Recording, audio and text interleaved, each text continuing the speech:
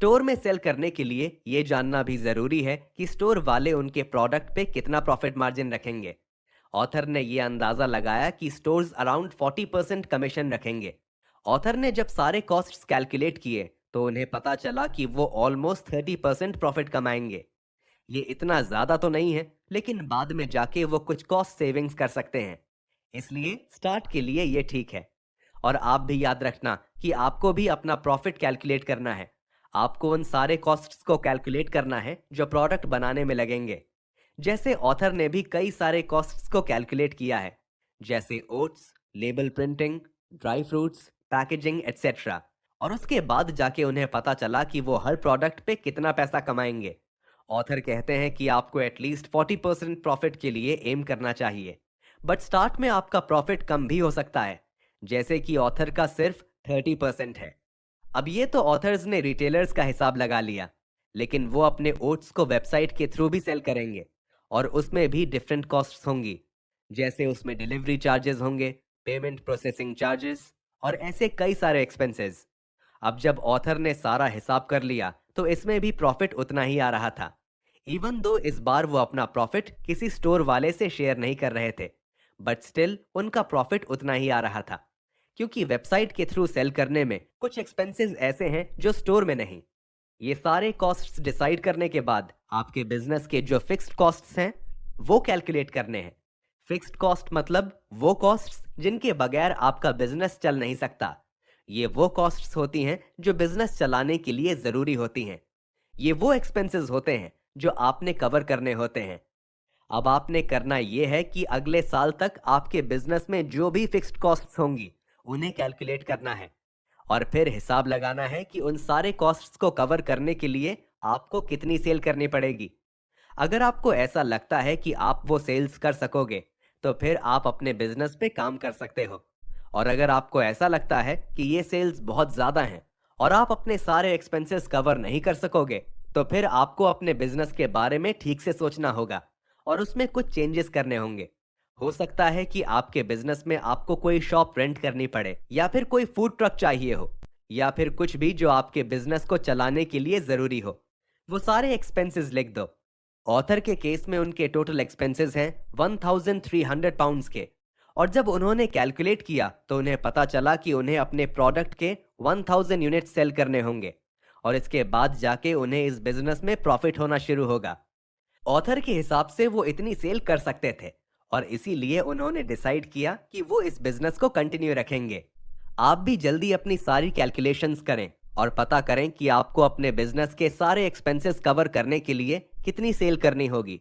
अगर आप वो सेल कर सकते हैं तो फिर ठीक है, लेकिन अगर नहीं कर सकते तो फिर ऑथर ने कहा है कि आपको अपने आइडिया में या फिर अपने बिजनेस मॉडल में कुछ चेंजेस करनी होंगी। Chapter 4, the product. इस चैप्टर में हम प्रोडक्ट से रिलेटेड कई सारी बातें सीखेंगे। चाहे आप कोई प्रोडक्ट बना रहे हो या फिर कोई सर्विस, ये आप पे डिपेंड करता है कि आप अपना प्रोडक्ट या सर्विस किस तरह का बनाते हैं। और इस बारे में ऑथर ने कोई स्टेप बाय स्टेप प्रोसेस नहीं बताया है, क्योंकि हर किसी का प्रोडक्ट डिफरेंट होगा। बट स्टिल इस चैप्टर में ऑथर ने हमें प्रोडक्ट से रिलेटेड कुछ इंपॉर्टेंट टिप्स दी हैं, जो मैं आपके साथ शेयर करूंगा। Do it yourself. आज के इस टाइम पे डिजिटल डाउनलोड्स और कंप्यूटर स्क्रीन्स इतनी फेमस हो गई हैं कि हम लोग फिजिकल चीज़ों की इम्पोर्टेंस को भूल गए हैं। आज भी ऐसे बहुत लोग हैं जो अपने जॉब्स क्विट करते हैं और वो हैंडमेड चीज़ें बनाते हैं, जैसे बेकिंग करते हैं, क्राफ्टिंग करते हैं, पेंटिंग करते हैं, मतलब अपने हाथों को यूज़ करके प्रोडक्ट्स बनाते हैं। अगर आपका भी इस चीज़ में इंटरेस्ट है तो फिर याद रखना कि कोई प्रोडक्ट इतनी आसानी से सेल नहीं होता। उसकी और भी कई सारी रिक्वायरमेंट्स होती हैं जो आपको पूरी करनी होंगी। जैसे अगर आप किसी फूड या ड्रिंक का बिजनेस कर रहे हैं तो उसके लिए आपको एक फूड हाइजीन सर्टिफिकेट चाहिए होगा, और आपका किचन किसी लोकल गवर्नमेंट अथॉरिटी से चेक करवाना होगा। इसी तरह बहुत से प्रोडक्ट्स की पैकेजिंग रिक्वायरमेंट्स भी होती हैं जो आपके लिए फॉलो करना ज़रूरी होता है। इसके लिए आप अपने कंपेटिटर्स की पैकेजिंग चेक कर सकते हैं। itsy.com। अगर आपको हैंडमेड प्रोडक्ट्स का शौक है तो आप itsy.com भी यूज़ कर सकते हैं। itsy की हेल्प से आप एक ऑनलाइन शॉप क्रिएट कर सकते हो और वहां अपने प्रोडक्ट सेल कर सकते हो। प्रोटोटाइपिंग। प्रोटोटाइपिंग का मतलब ये है कि आप अपने प्रोडक्ट का एक सैंपल वर्जन बनाओ जो आप अपने कस्टमर्स को दे सको, ताकि आपको बाद में फिर बड़े ऑर्डर्स मिलें। Maker spaces. आपका प्रोडक्ट चाहे कोई चेयर हो या फिर कोई ज्वेलरी, अगर आपको अपने प्रोडक्ट का प्रोटोटाइप बनाना है, मतलब एक सैंपल वर्जन बनाना है जो आप अपने कस्टमर्स को दिखा सको, तो उसके लिए आप मेकर स्पेसेस का यूज कर सकते हो। ये बेसिकली वर्कशॉप्स होती हैं जो आपको थोड़ी देर के लिए दी जाती हैं, और इनमें वो सारे इक्विपमेंट्स और वो सारी चीजें होती हैं जिसका यूज करके आप अपने प्रोडक्ट को फैशन कर सकते हो। 3D printing. आज के टाइम पे टेक्नोलॉजी एडवांसमेंट जो बहुत ज़्यादा हो गई है, वो है 3D प्रिंटिंग। और आगे जाके बहुत से प्रोडक्ट्स प्रिंटेड होंगे। लेकिन अगर अभी की बात करें तो आप 3D प्रिंटिंग का यूज़ करके एक प्रोटोटाइप बना सकते हैं। T shirts, mugs, stickers etcetera. अगर आपको ग्राफिक डिज़ाइनिंग का शौक है तो आपके लिए भी यहाँ एक अपॉर्चुनिटी है। ऐसी कई सारी कंपनीज हैं, जैसे Zazzle, कैफे प्रेस, एवरप्रेस एटसेट्रा। ये कंपनीज आपको एक ऑनलाइन स्टोर खोलने में हेल्प करती हैं। फिर वहां पर आप अपने डिजाइन किए हुए प्रोडक्ट्स सेल के लिए ऑफर कर सकते हैं। इवन डिज्नी जैसी बड़ी कंपनीज भी अपनी कुछ मर्चेंडाइजिंग के लिए Zazzle का यूज करती हैं। इसीलिए याद रखना कि ये बिजनेस मॉडल बहुत काम का है। Outsourced manufacturing. आउटसोर्सिंग मैन्युफैक्चरिंग का मतलब यह है कि आप अपना प्रोडक्ट किसी और को बनाने के लिए दो। आउटसोर्सिंग में होता यह है कि आप कोई दूसरी कंपनी ढूंढते हो जो आपके लिए आपका प्रोडक्ट बनाए और आपसे भी अच्छा बना सके। ये करने से आपके प्रोडक्ट की प्रोडक्शन बहुत बढ़ जाती है, और इसका एक फायदा ये भी है कि आपको अपने प्लांट या मशीनरी में इन्वेस्ट नहीं करना पड़ता। आज हम जितने भी प्रोडक्ट्स खरीदते हैं, उसमें से मैक्सिमम कंपनीज आउटसोर्स्ड मैन्युफैक्चरिंग का यूज करती हैं। जैसे जब ऑथर ने सुपर जैम बनाया था, तो उन्होंने भी यही किया था। उस टाइम पे ऑथर सिर्फ 17 इयर्स के थे, और इतनी एज में उनके लिए एक फैक्ट्री बनाना काफी मुश्किल था। इसलिए उन्होंने एक कंपनी फाइंड की जिन्हें उनका आइडिया काफी पसंद आया, और उन्होंने डिसाइड किया कि वो ऑथर के साथ काम करेंगे। उन्होंने डिसाइड किया कि वो उस जैम को किस तरह प्रोड्यूस करेंगे, और कुछ टाइम बाद वो उस जैम को सुपरमार्केट्स में सप्लाई कर रहे थे। जब आप भी कोई ऐसा पार्टनर ढूंढो, तो कुछ चीजें अच्छी तरह याद रखना। सबसे पहली चीज तो ये कि ये रिलेशनशिप आपके लिए सबसे ज्यादा इंपॉर्टेंट होगा। इसलिए सही कंपनी ढूंढना बहुत जरूरी है। अगर आपका पार्टनर बहुत ज्यादा मिस्टेक्स कर रहा है, प्रोडक्ट ठीक से नहीं बना रहा है, उसकी क्वालिटी खराब हो रही है, या फिर लेट डिलीवरीज करता है, तो इससे आपके ब्रांड पर नेगेटिव इफेक्ट पड़ेगा। बेस्ट चीज आप ये कर सकते हो कि आप खुद फैक्ट्री विजिट करो और हर चीज चेक करो, और ये भी सोचो कि आप ये प्रोडक्शन का प्रोसेस कैसे तेज कर सकते हो। अभी आपका बिजनेस जस्ट स्टार्ट हुआ है, तो स्टार्ट में आप उनसे काफी कम प्रोडक्शन करोगे, जबकि वो चाहेंगे कि आप उनसे ज्यादा प्रोडक्शन कराओ। इसके लिए आप ये कर सकते हो कि आप उन्हें पैसे एडवांस में पे कर दो, और उन्हें ये भी बताओ कि आगे जाके आपके ऑर्डर्स बड़े होंगे। Private label. अगर आप अपना ब्रांड स्टार्ट करना चाहते हो और बहुत ही कम टाइम में कोई प्रोडक्शन लाइन चाहते हो, तो इसका बेस्ट वे है प्राइवेट लेबल।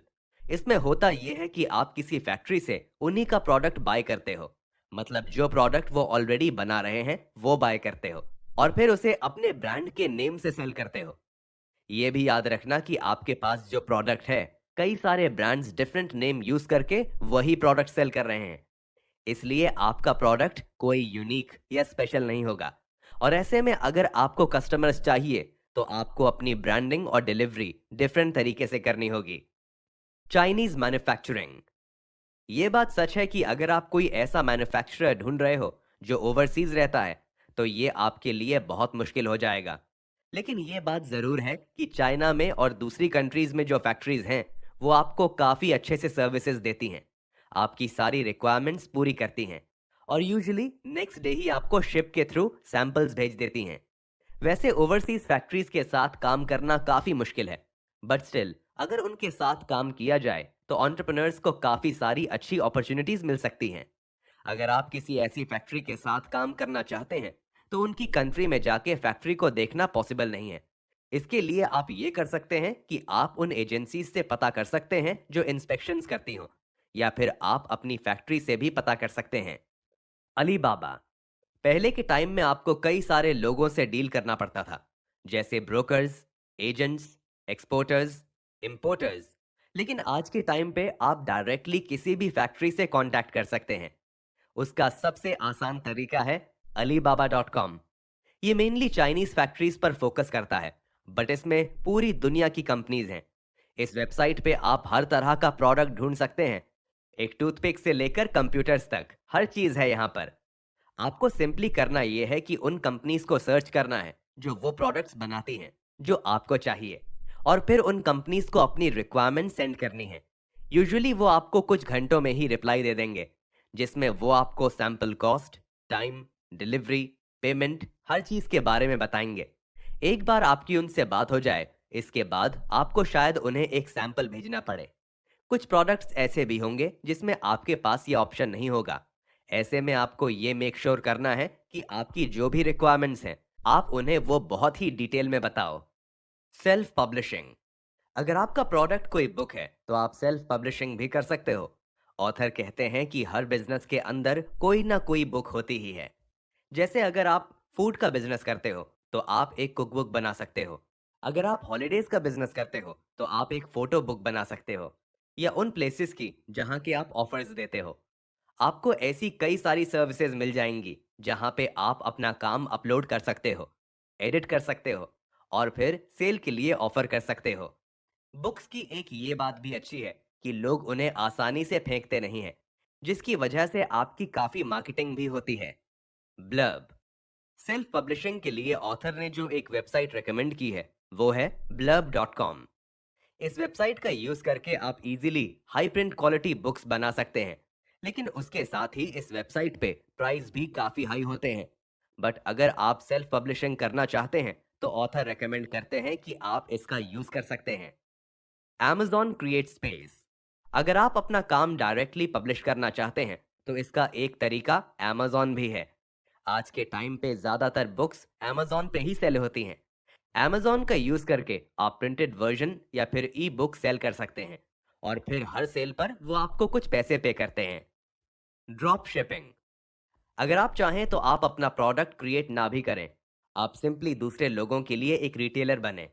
अब रिटेलर बनने का मतलब ये नहीं है कि आप इतनी सारी आइटम्स का अपने पास स्टॉक रखें। आप सिंपली ये कर सकते हैं कि आप जितनी भी आइटम सेल कर रहे हैं उनकी एक लिस्ट ऑनलाइन बना लें, ताकि जिसे भी कुछ ऑर्डर करना हो वो ऑनलाइन ऑर्डर कर सके। जैसे ही कोई ऑर्डर दे, उसके फौरन बाद आपको वो ऑर्डर्स मैन्युफैक्चरर्स को सेंड करने हैं, ताकि वो डायरेक्टली उन ऑर्डर्स को कस्टमर्स तक पहुंचाएं। आप उनसे बात करके उन आइटम्स को डिस्काउंटेड प्राइस में खरीद सकते हो, और फिर इस प्रोसेस का यूज करके उन्हें सेल कर सकते हो। इससे उनकी आइटम्स भी सेल होंगी और आपको भी प्रॉफिट मिलेगा। इस प्रोसेस को ड्रॉप शिपिंग कहते हैं। एप्स। आज के टाइम पे कंप्यूटर से ज्यादा वेब ट्रैफिक मोबाइल फोन्स पे होता है। इसलिए अगर आप अपना बिजनेस मोबाइल पे क्रिएट करना चाहते हो तो वो भी बहुत यूजफुल होगा। सबसे पहले आपको ये सोचना है कि क्या आपके आइडिया को वाकई एक ऐप की नीड है। अगर नीड है तो फिर आप जरूर एक ऐप बनाइए। इसके लिए आप किसी टूल का यूज करके खुद से एक ऐप बना सकते हैं, या फिर किसी डेवलपर को हायर करके उनसे बनवा सकते हैं। मैगजीन्स। आप चाहें तो कोई मैगजीन बिजनेस भी कर सकते हैं। इसमें होता यह है कि आप अपने किसी पर्टिकुलर टॉपिक के बारे में कई सारा कंटेंट इसमें लिखते हैं। मैगजीन बिजनेस से पैसे कमाना काफी मुश्किल है, लेकिन अगर आपके पास अच्छी फॉलोइंग हो तो फिर आप कई सारे तरीकों से पैसे कमा सकते हो। आप सब्सक्रिप्शन सेल कर सकते हो, एडवर्टाइजिंग कर सकते हो, स्पॉन्सरशिप्स ले सकते हो, और इसके अलावा और भी बहुत से तरीके। अगर आपको एक सक्सेसफुल मैगजीन बनाना है तो उसका फर्स्ट स्टेप ये है कि आप सबसे पहले अच्छा कंटेंट क्रिएट करें। इसके लिए आपको फोटोग्राफर्स, कंट्रीब्यूटर्स और ऐसे लोगों की जरूरत होगी जो आपको स्टार्ट में सपोर्ट करें। इवन दो आप अपनी मैगजीन की शुरुआत एक लो बजट पे करेंगे, लेकिन इंपॉर्टेंट ये है कि आप अपनी मैगजीन का स्टैंडर्ड अच्छा रखें। आप अपना बेस्ट दें। आपने एक ऐसा मैगजीन बनाना है जिसके लिए लोग सब्सक्राइब करें और अपने फ्रेंड्स को भी रेकमेंड करें। आपको ऐसी बहुत सी सर्विसेज भी मिल जाएंगी जो आपको आपका मैगजीन ऑन डिमांड प्रिंट करके देंगे। इन सर्विसेज का यूज करके आप इजीली डिजाइनिंग और एडिटिंग कर सकते हैं। जैसे एक सर्विस है ब्लर्ब, जिसका यूज करके आप ये सारे काम कर सकते हैं। जैसे ही आपको कोई ऑर्डर मिलेगा तो उसके फौरन बाद ये सर्विस प्रोवाइडर्स आपके एक मैगजीन की कॉपी कर देंगे और फिर आप वो कॉपी अपने कस्टमर को सेंड कर सकते हैं। ऑथर अपने एक्सपीरियंस से बताते हैं कि एक मैगजीन की क्रिएशन के लिए फोटोग्राफी बहुत इंपॉर्टेंट है। इसलिए या तो आप खुद से अच्छी फोटोग्राफ्स लो या फिर किसी और को हायर कर लो जो ले सके। अपनी मैगजीन से पैसे कमाने के लिए आपको उसमें एड्स दिखानी होंगी, लेकिन एक नई मैगजीन के लिए एड्स मिलना काफी मुश्किल है।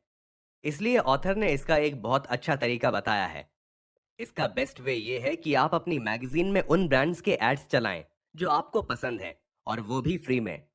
इसके बाद आप दूसरे ब्रांड्स के पास जा सकते हैं और उन्हें बता सकते हैं, ये देखो, ये बड़े बड़े ब्रांड्स हमारे साथ एडवर्टाइज करते हैं।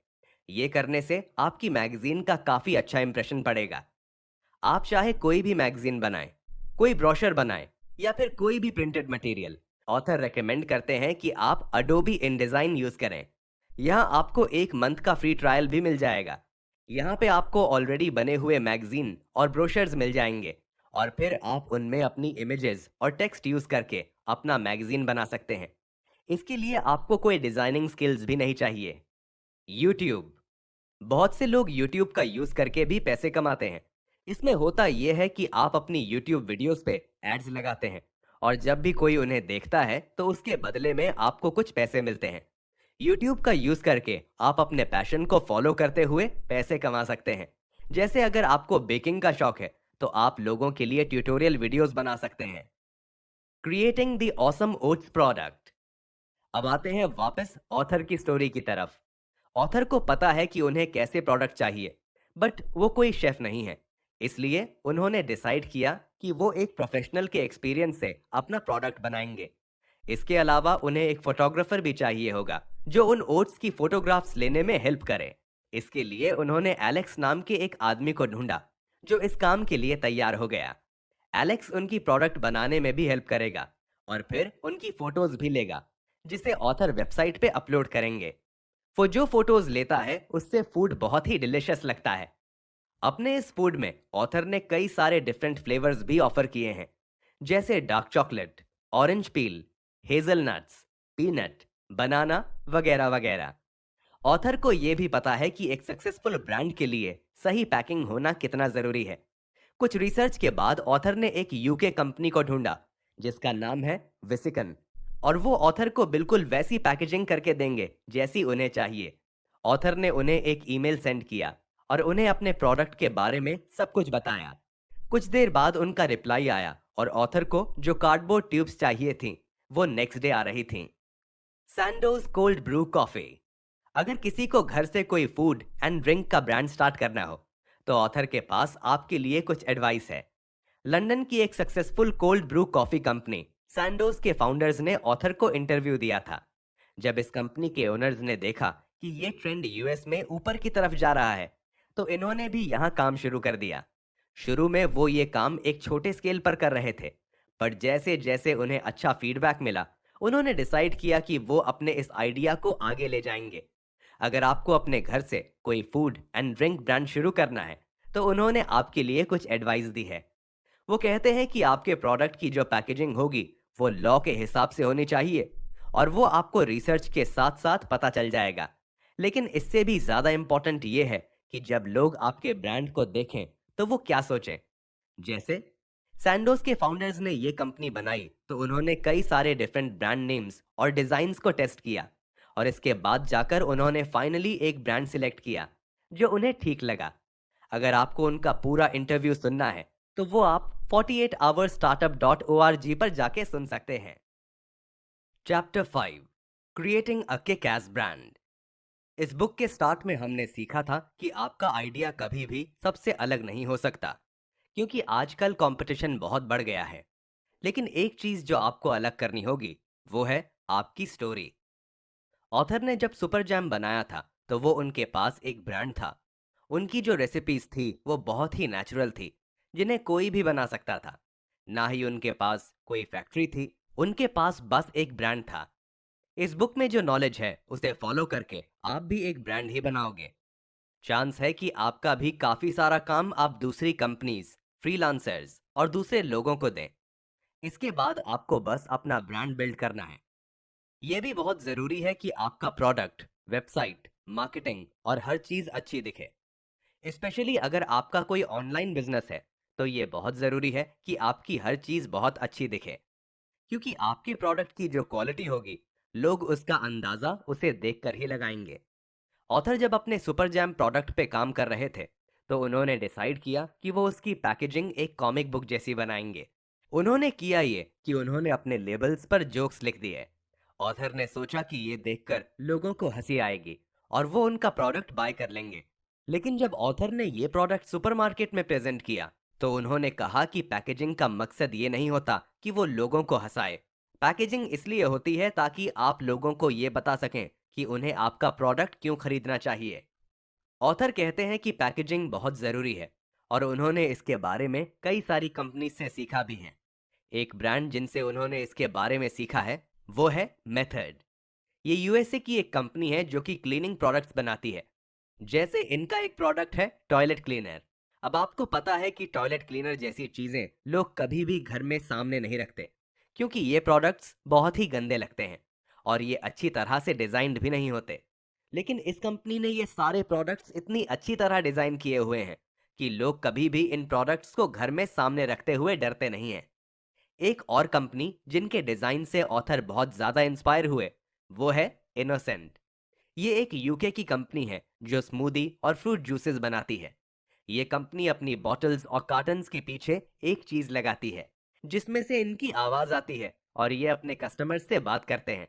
और ये स्टाइल दूसरी कंपनीज ने काफी ज्यादा कॉपी भी किया। इसलिए आप भी याद रखना कि आपके प्रोडक्ट का डिजाइन बहुत इंपॉर्टेंट है। Have one message.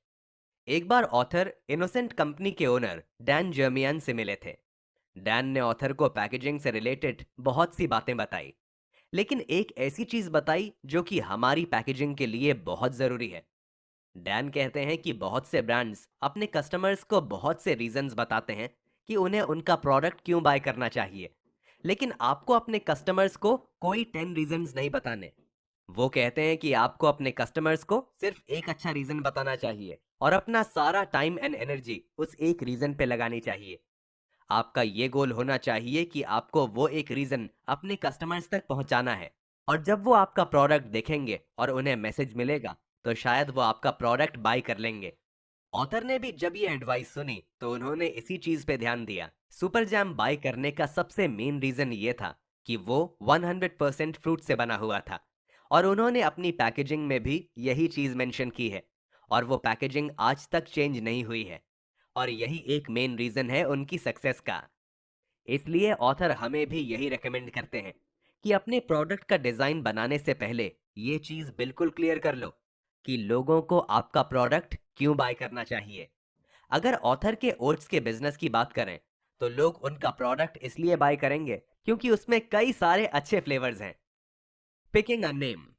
बहुत से लोग जब अपने ब्रांड्स के नाम के बारे में सोचते हैं, तो वो काफी देर तक इसके बारे में ही सोचते रहते हैं। ये लोग कई वीक्स, इवन कई मंथ्स तक किसी अच्छे नाम के बारे में ही सोचते हैं।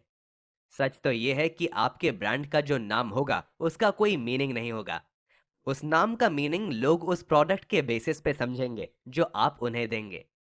ऑथर कहते हैं कि आपको अपने ब्रांड के नेम के बारे में इतना नहीं सोचना। आपने बस एक ऐसा नाम रखना है जो कैची हो, मतलब कुछ ऐसा जो लोग आसानी से भूले नहीं। और ये भी जरूरी है कि आप कोई ऐसा नेम चूज करें जिसका आपको डोमेन नेम मिल जाए। ऐसी बहुत सी वेबसाइट्स हैं जिनकी हेल्प से आप कोई डोमेन नेम फाइंड कर सकते हैं। एक वेबसाइट है bustaname.com। इस वेबसाइट में आप वो सारे कीवर्ड्स डालते हैं जो आपके आइडिया से मिलते हैं, और फिर वो आपको कई सारे नेम शो करते हैं। ऑथर ने अपने ओट्स के लिए भी इसी वेबसाइट का यूज किया। उन्होंने अपने आइडिया से रिलेटेड सारे कीवर्ड्स इसमें ऐड किए, जैसे oats, porridge, breakfast, healthy, delicious वगैरह वगैरह। फिर उन्हें कई सारे नेम्स मिले, जिसमें से उन्हें awesomeoats.com काफी पसंद आया। उन्होंने सोचा कि ये नेम उनके आइडिया के साथ परफेक्टली फिट होता है। एक बार आपको कोई डोमेन नेम मिल जाए, इसके बाद उसे रजिस्टर करना काफी आसान है। आप बस किसी डोमेन रजिस्टरिंग साइट पर विजिट करें और अपना डोमेन नेम रजिस्टर करें। जैसे एक वेबसाइट है godaddy.com, और इसके अलावा और बहुत सी वेबसाइट्स हैं। कई बार इन वेबसाइट्स पे कई सारे स्पेशल ऑफर्स भी चलते हैं, इसीलिए इन्हें जरूर चेक करें। What if your dream name is already registered? अब मान लो आपको जो डोमेन नेम चाहिए वो ऑलरेडी किसी के पास है, तो ऐसी सिचुएशन में आपको क्या करना चाहिए? ऑथर कहते हैं कि इसके लिए आप ये कर सकते हो कि आप उन्हें डायरेक्टली कांटेक्ट करो और फिर उनसे वो डोमेन नेम खरीद लो। इसके लिए आप एक वेबसाइट का यूज कर सकते हो जिसका नाम है who.is। इस वेबसाइट पे जाके आप उस डोमेन नेम को सर्च करो और फिर आप उनसे ईमेल के थ्रू कांटेक्ट कर सकते हो। ट्रेडमार्क्स। ट्रेडमार्क वो वर्ड्स और सिंबल्स होते हैं जो आप लीगली रजिस्टर करवाते हैं और फिर उन वर्ड्स या सिंबल्स को और कोई कंपनी या फिर पर्सन यूज नहीं कर सकता। अब बहुत से लोग सोचते हैं कि ट्रेडमार्क बहुत ज्यादा इंपॉर्टेंट है। हाँ, ये जरूर है कि ट्रेडमार्क काफी इंपॉर्टेंट है, लेकिन अभी आप जो बिजनेस कर रहे हो वो कोई इतने बड़े लेवल पर नहीं है कि आपको ट्रेडमार्क बाई करना पड़े। हाँ, ये जरूर है कि जब आपका बिजनेस बड़े लेवल पर चला जाए तो उस वक्त आपको ट्रेडमार्क बाई करना होगा। लेकिन ऑथर रेकमेंड करते हैं कि अभी इस पे टाइम जाया ना करें। आपको बस इतना चेक करना है कि जो आपके ब्रांड का नाम है वो ऑलरेडी किसी ने रजिस्टर ना कर लिया हो। इसके लिए कुछ वेबसाइट्स होती हैं, जैसे अगर आप यूएसए में रहते हैं तो आप ये इस वेबसाइट पे जाके सर्च कर सकते हैं www.uspto.gov। इसी तरह हर कंट्री में इसी तरह की वेबसाइट होती हैं जहां पे आप ये सर्च कर सकते हैं कि कहीं किसी ने आपके ब्रांड का नाम ऑलरेडी रजिस्टर ना कर लिया हो। Writing a स्ट्रैपलाइन। स्ट्रैपलाइन एक सेंटेंस होता है जो ये बताता है कि आपका बिजनेस एग्जैक्टली क्या है। इस स्ट्रैपलाइन में आप बताते हैं कि आप क्या सेल करते हैं और क्यों सेल करते हैं। एक बार जब आप अपने ब्रांड या कंपनी का नाम रख लेंगे तो फिर वो आसानी से चेंज नहीं होता, क्योंकि लोग उसे याद कर लेते हैं और आपका ब्रांड फिर उसी नाम से जाना जाता है। लेकिन आपका स्ट्रैपलाइन चेंज किया जा सकता है। जब भी आपके दिमाग में कोई नया मैसेज आए जो आप अपने कस्टमर्स को देना चाहते हैं, तो ऐसे में आप अपना स्ट्रैपलाइन चेंज कर सकते हैं। एक बार आप ये डिसाइड कर लें कि आप क्या सेल कर रहे हैं और क्यों सेल कर रहे हैं, इसके बाद आपको एक स्ट्रैपलाइन मतलब एक कैची फ्रेज डिसाइड करना है जो आपका मैसेज आपके कस्टमर्स को पहुंचाए। अगर आप स्ट्रैपलाइन के बारे में सोचना चाहते हो तो इसका एक और तरीका भी है। आपने सिंपली करना यह है कि आपके प्रोडक्ट से रिलेटेड जितने भी वर्ड्स हैं वो आपने लिखने हैं, फिर उन सबको कंबाइन करके एक स्ट्रैपलाइन बनाने की कोशिश करो। हो सकता है इसमें आपको कुछ टाइम लगे, लेकिन अभी स्टार्ट के लिए बस आपको एक ऐसा स्ट्रैपलाइन डिसाइड करना है जो कि एटलीस्ट अभी स्टार्ट के लिए अच्छा हो, क्योंकि आप बाद में उसे चेंज कर सकते हैं। Creating a mood board. जब आप अपना ब्रांड बनाएंगे तो उसमें आपको कई सारी चीजें डिजाइन करनी होंगी, जैसे आपका लोगो, वेबसाइट, फोटोग्राफ्स और कई सारी चीजें। ऑथर कहते हैं कि आपको अपने डिजाइनिंग प्रोसेस की शुरुआत एक सिंपल मूड बोर्ड से करनी चाहिए। इसमें आप सिंपली कुछ इमेजेस चूज करते हैं और उन्हें एक साथ कंबाइन करते हैं। इससे जो आपका डिजाइनर होगा उसे पता चलेगा कि आपको कैसी डिजाइनिंग चाहिए। अगर आपको कोई इंस्पिरेशन चाहिए हो या फिर आपको कोई अच्छी डिजाइन्स देखनी हो, तो इसके लिए कई सारी वेबसाइट्स हैं जहां पे आपको डिफरेंट डिजाइनर्स का काम मिल जाएगा और फिर आप वो काम अपने डिजाइनर्स को दिखा सकते हो और उन्हें बता सकते हो कि आपको भी ऐसा ही काम चाहिए। इसके लिए कई सारी वेबसाइट्स हैं, जैसे Behance, Lovely Package, Design Inspiration, Dribbble etcetera. इसके अलावा ऑथर ये भी रेकमेंड करते हैं कि आप अपनी डिजाइनिंग प्रोसेस को फास्ट करने के लिए खुद से कोई फॉन्ट्स ढूंढो, और अगर आप ये नहीं करना चाहते तो आपका डिजाइनर आपके लिए ये करेगा। अगर आपको फ्री फॉन्ट्स डाउनलोड करने हैं तो उसके लिए ऑथर ने कुछ वेबसाइट्स रेकमेंड की हैं, जैसे fontfabric.com, losttype.com, myfonts.com। इसके अलावा आप चाहें तो फॉन्ट्स बाय भी कर सकते हैं और पेड फॉन्ट्स और ज्यादा अच्छे होते हैं। पेड फॉन्ट्स के लिए एक सबसे अच्छी वेबसाइट है youworkforthem.com। चाहे वो फॉन्ट्स हो या फिर कोई फोटोग्राफ, आपको जो भी चीजें पसंद आए आपको वो सारी चीजें एक जगह कलेक्ट करनी है। इसके लिए आपको ऑनलाइन कई सारे पिन बोर्ड्स मिल जाएंगे जहां आप सारी चीजें कलेक्ट करके एक साथ रख सकते हैं। आप चाहें तो इसके लिए pinterest.com या फिर springpad.com यूज कर सकते हैं। फिर जब आप ये डिजाइन्स और इमेजेस अपने डिजाइनर को दिखाएंगे तो वो आपका काम ज्यादा बेहतर तरीके से कर सकेगा और वैसे ही करेगा जैसा आप चाहते हैं। Hiring a designer versus DIY। बहुत से लोग ऐसे भी होंगे जो खुद भी डिजाइनिंग करना जानते होंगे, लेकिन ऑथर कहते हैं कि वो ऐसे बहुत से एंटरप्रेन्योर्स से मिले हैं जो खुद से डिजाइनिंग करते हैं, लेकिन उनकी जो डिजाइनिंग होती है वो बिल्कुल अच्छी नहीं होती। इसीलिए अगर आपको डिजाइनिंग नहीं आती तो बेटर है कि आप इसके लिए किसी को हायर करें, क्योंकि याद रखना कि आपका प्रोडक्ट चाहे कितना भी अच्छा क्यों ना हो, लेकिन अगर आपकी डिजाइनिंग मतलब आपकी वेबसाइट, पैकेजिंग और बाकी चीजें अगर अच्छी नहीं दिखती तो फिर कोई आपका प्रोडक्ट नहीं खरीदेगा। बहुत से लोग जब भी डिजाइनिंग के बारे में सोचते हैं तो वो काफी घबरा जाते हैं। वो सोचते हैं कि उन्हें डिजाइनिंग करने के लिए कोई स्पेशल डिजाइनिंग स्किल्स चाहिए होंगी, या फिर अगर वो किसी डिजाइनर को हायर करेंगे तो वो बहुत एक्सपेंसिव होगा।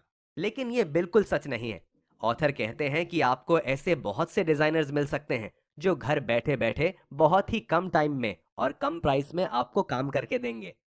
एक बार जब आप कोई डिजाइनर चूज कर लो, इसके बाद उन पे ट्रस्ट भी करो।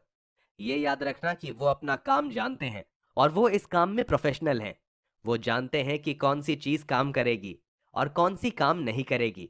लेकिन ये भी याद रखना कि अगर वो कुछ ऐसा बनाते हैं जो आपको पसंद ना आए, तो आपको उन्हें बिल्कुल क्लियरली बताना है।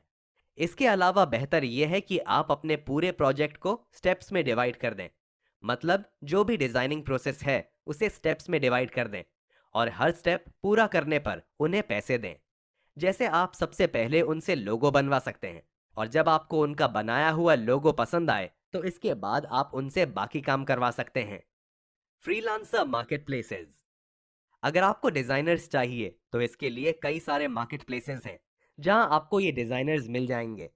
ऑथर ने हमें इनमें से कुछ वेबसाइट्स बताई हैं, जो हैं upwork.com, unojuno.com और freelancer.com। यहाँ पे आपको दुनिया भर से फ्रीलांसर्स मिल जाएंगे। आप उनके प्रोफाइल भी देख सकेंगे जहां आपको उनका काम देखने को मिलेगा। आपको कोई ऐसा डिजाइनर सिलेक्ट करना है जो आपको वो काम करके दे जो आपको चाहिए। याद रखें कि आप उस डिजाइनर को जो मूड बोर्ड दिखाएं वो बहुत ही इजी होना चाहिए और ऐसा होना चाहिए जैसा डिजाइन आपको चाहिए। Your budget. ये भी जरूरी है कि आप अपना और उस डिजाइनर का टाइम जाया किए बगैर उससे बजट की बात करें। ये भी याद रखें कि आपका बजट जितना ज्यादा अच्छा होगा, आपका काम भी उतना ही अच्छा और जल्दी होगा। स्पेशली अगर आप उनसे ये प्रॉमिस करें कि आप आगे भी उनके साथ बिजनेस करेंगे। Time scales. आपने उस डिजाइनर को यह भी बताना है कि आपको कौन सी चीज कब चाहिए। जैसे हो सकता है कि आपको लोगो सबसे पहले चाहिए हो। आपने बस उसे बताना है कि आपको कौन सी चीजें सबसे पहले चाहिए और आपको वो चीजें कब तक चाहिए। The objective. आपने उसे यह भी बिल्कुल क्लियरली बताना है कि आप अपने कस्टमर्स को क्या मैसेज देना चाहते हो और आपको कौन सी स्पेसिफिक डिजाइन्स चाहिए, जैसे logo, home page banners, sign up icon etcetera. साथ ही आपको यह भी पता होना चाहिए कि आपके कस्टमर्स जब आपकी वेबसाइट पे आएंगे तो वो क्या करेंगे। जैसे हो सकता है वो साइन अप करेंगे, अपना ईमेल एड्रेस लिखेंगे एंड सो ऑन। आपकी वेबसाइट पे जो भी टेक्स्ट होगा वो आपको खुद लिखना है, क्योंकि उसके बारे में आपको ज्यादा बेहतर पता है। Target audience. आपको अपने डिजाइनर को यह भी बताना है कि आपकी टारगेट ऑडियंस क्या है। मतलब आप अपना प्रोडक्ट किसको सेल करना चाहते हो, आपके कस्टमर्स कौन है। एक बार आप अपने डिजाइनर को यह बता दोगे तो इससे वो डिजाइनर आपके कस्टमर्स को ज्यादा अच्छे से समझ पाएगा और ज्यादा अच्छे से डिजाइनिंग कर सकेगा। Any no knows. इन सारी चीजों के साथ साथ आपने उन्हें यह भी बताना है कि आप कौन सी चीज नहीं चाहते। जैसे हो सकता है आपको कोई कलर ना पसंद हो, या कोई वर्ड ना पसंद हो, या फिर कुछ भी जो आपको पसंद ना हो। आप वो उन्हें बता सकते हैं ताकि वो उस चीज को इंक्लूड ना करें। Amazing oats design process. अब चलते हैं वापस ऑथर की तरफ। ऑथर को पता है कि वो अपने कस्टमर्स को क्या मैसेज देना चाहते हैं। वो अपने कस्टमर्स को ये मैसेज देना चाहते हैं कि उनके ओट मिक्सेस फन है, मतलब मजे के हैं। इस मैसेज को अपने कस्टमर्स तक पहुंचाने के लिए सही पैकेजिंग होना बहुत जरूरी थी, और इसके लिए ऑथर ने एक इलस्ट्रेटर हायर किया जिसका नाम है सैम डंग। ऑथर ने अपना मूड बोर्ड सैम के साथ शेयर किया और उसे बताया कि वो किस तरह का काम चाहते हैं। अगर आपको ये डिजाइनिंग प्रोसेस फास्ट करना है तो ऑथर रेकमेंड करते हैं कि आप अपने डिजाइनर को हर चीज बता दो, उन्हें सारी इंफॉर्मेशन दे दो। सब कुछ बताने के बाद ऑथर ने सैम से कुछ देर बाद कांटेक्ट किया और उससे डिजाइन्स मंगवाए जो उसने बनाए थे। सैम ने ऑथर को लोगों के लिए अपना आइडिया सेंड किया जो ऑथर को बहुत पसंद आया। फिर ऑथर ने वो लोगो प्रिंट कॉटन बैग्स और स्टिकर्स पे प्रिंट के लिए भेजा। इसके बाद सैम ने उनसे कुछ क्वेश्चंस पूछे और फिर वो प्रोडक्ट के लेबल डिजाइन पे काम करने लगे। और फाइनली उन्होंने एक लेबल डिजाइन बनाया जो ऑथर को बहुत पसंद आया।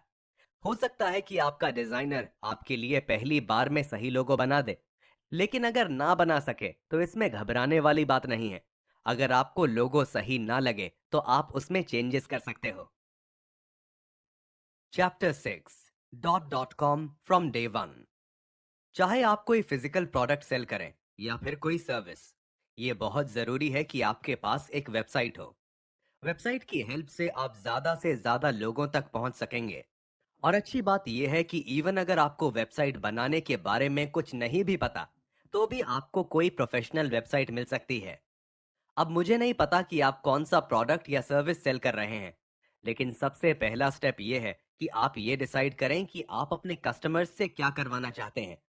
हो सकता है कि आप अपनी वेबसाइट के थ्रू कुछ इन्फॉर्मेशन देना चाहते हो या फिर ऑर्डर्स लेना चाहते हो। ऑथर हमें रेकमेंड करते हैं कि अगर आप भी इसी तरह की जनरल चीजें करना चाहते हैं, तो बेटर यह है कि आप कोई ऑफ द शेल्फ सिस्टम ढूंढें। मतलब कुछ ऐसा ढूंढें जो पहले से बना हुआ हो। जैसे आपको पता होगा, कई सारी वेबसाइट्स बनी हुई मिलती हैं और हमें उन्हें पूरा स्टार्ट से बनाने की जरूरत नहीं होती। इसका फायदा यह है कि इसमें आपका टाइम बचता है और पैसे भी बचते हैं। ऑथर कहते हैं कि अभी बिजनेस के स्टार्ट में एटलीस्ट आपको खुद से कोई वेबसाइट नहीं बनानी चाहिए, बल्कि जो बनी हुई होती हैं वही लेनी चाहिए। क्योंकि अगर हम पूरी वेबसाइट स्टार्ट से बनाने जाएंगे तो हम बस परफेक्शन के पीछे ही भागते रहेंगे और कभी कुछ स्टार्ट नहीं कर पाएंगे। इसलिए शुरू में यही अच्छा है कि आप कोई बनी हुई वेबसाइट ढूंढो। एक बार जब आपकी वेबसाइट चलने लगेगी और उसमें कस्टमर्स आएंगे, तो फिर आपको एक्सपीरियंस मिलेगा और आपको पता चलेगा कि आपके कस्टमर्स को आपकी वेबसाइट पे क्या चाहिए। अगर इस सब के बावजूद आप चाहते हैं कि आप कोई डेवलपर हायर करें और अपनी वेबसाइट पूरी शुरू से बनाएं, तो ऑथर कहते हैं कि उसमें भी कोई प्रॉब्लम नहीं है और आप वो भी कर सकते हैं। What does your site need to do? अब वेबसाइट किस तरह बनती है ये तो बात की बात है, लेकिन सबसे पहले हमें ये जानना होगा कि हम अपनी वेबसाइट पे करेंगे क्या और हम क्या चाहते हैं कि हमारे कस्टमर्स क्या करें। ऑथर कहते हैं कि इसके लिए आपको वायर फ्रेम यूज करना चाहिए। वायर फ्रेम बस एक रफ स्केच होता है जिसमें आप बताते हो कि आपकी वेबसाइट का हर एक पेज कैसा होगा। और ये भी सोचना है कि जब कोई पर्सन आपकी वेबसाइट पर विजिट करेगा तो वो क्या करेगा। जैसे हो सकता है कि वो होम पेज के बाद प्रोडक्ट्स पेज पे जाए, इसके बाद वो ऑर्डर दे और पेमेंट पेज पे जाए।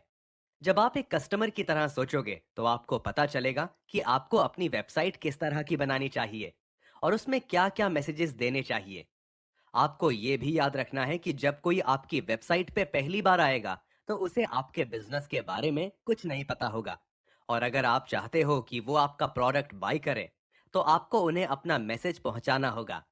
ज्यादातर लोग जो आपकी वेबसाइट पे आएंगे वो ज्यादा देर तक नहीं रुकेंगे, इसलिए ये बहुत इंपॉर्टेंट है कि आप जल्दी उनकी अटेंशन कैच करो। लोग उस वक्त बहुत ज्यादा अनॉय फील करते हैं जब आप उनका टाइम वेस्ट करते हो। इसलिए टाइम वेस्ट के बगैर फौरन पॉइंट पे आया करो। उन्हें बिल्कुल क्लियरली बताओ कि उन्हें आपका प्रोडक्ट क्यों खरीदना चाहिए, और आप जितना कम टेक्स्ट यूज करो उतना अच्छा है। ऑथर रेकमेंड करते हैं कि आप अच्छी वीडियोस और फोटोग्राफ्स का यूज करें, क्योंकि लोगों को अक्सर इतना ज्यादा टेक्स्ट पढ़ना पसंद नहीं होता। इसलिए बेटर ये है कि आप वीडियोस और फोटोग्राफ्स यूज करें। इसके अलावा ये भी सोचो कि आपके प्रोडक्ट से रिलेटेड आपके कस्टमर के दिमाग में क्या क्वेश्चंस होंगे। जैसे शिपिंग चार्जेस कितने हैं, प्रोडक्ट में कौन कौन से साइजेस अवेलेबल हैं, आप कहाँ कहाँ डिलीवर करते हैं, और फिर आपने इन सारे सवालों के जवाब देने हैं। अगर आपको ये जानना हो कि आपको अपनी वेबसाइट कैसे बनानी चाहिए, तो इसका एक और तरीका भी है। वो ये कि आप उन बिजनेसेस की वेबसाइट्स चेक करें जिनका बिजनेस मॉडल आप जैसा हो और उनका ऑनलाइन काफी बिजनेस चलता हो। उनकी वेबसाइट पे वो डिजाइनिंग और मैसेजेस होंगे जो आपको भी यूज करने चाहिए। ग्रेज.com। जब ऑथर अपना बियर का बिजनेस कर रहे थे, तो उन्होंने ग्रेज.com से काफी इंस्पिरेशन ली थी। वो बेसिकली फूड प्रोडक्ट सेल करते हैं और वो भी सब्सक्रिप्शन के बेस पर। ये वेबसाइट काफी सक्सेसफुल थी और इसमें जो भी एलिमेंट्स थे वो काफी टेस्टेड थे। अपनी वेबसाइट पे उन्होंने काफी सालों तक काम किया था और ऑथर ने सोचा कि वो उनसे काफी कुछ सीख सकते हैं। जैसे मैं आपको एग्जाम्पल देता हूँ कि उनकी वेबसाइट पे क्या क्या है। जैसे ही आप उनकी वेबसाइट पे जाएंगे, वो आपको सबसे पहले बताएंगे कि उनका बिजनेस एक्चुअली क्या है। साथ ही वो आपको ये भी बताते हैं कि आपको कितना पे करना होगा।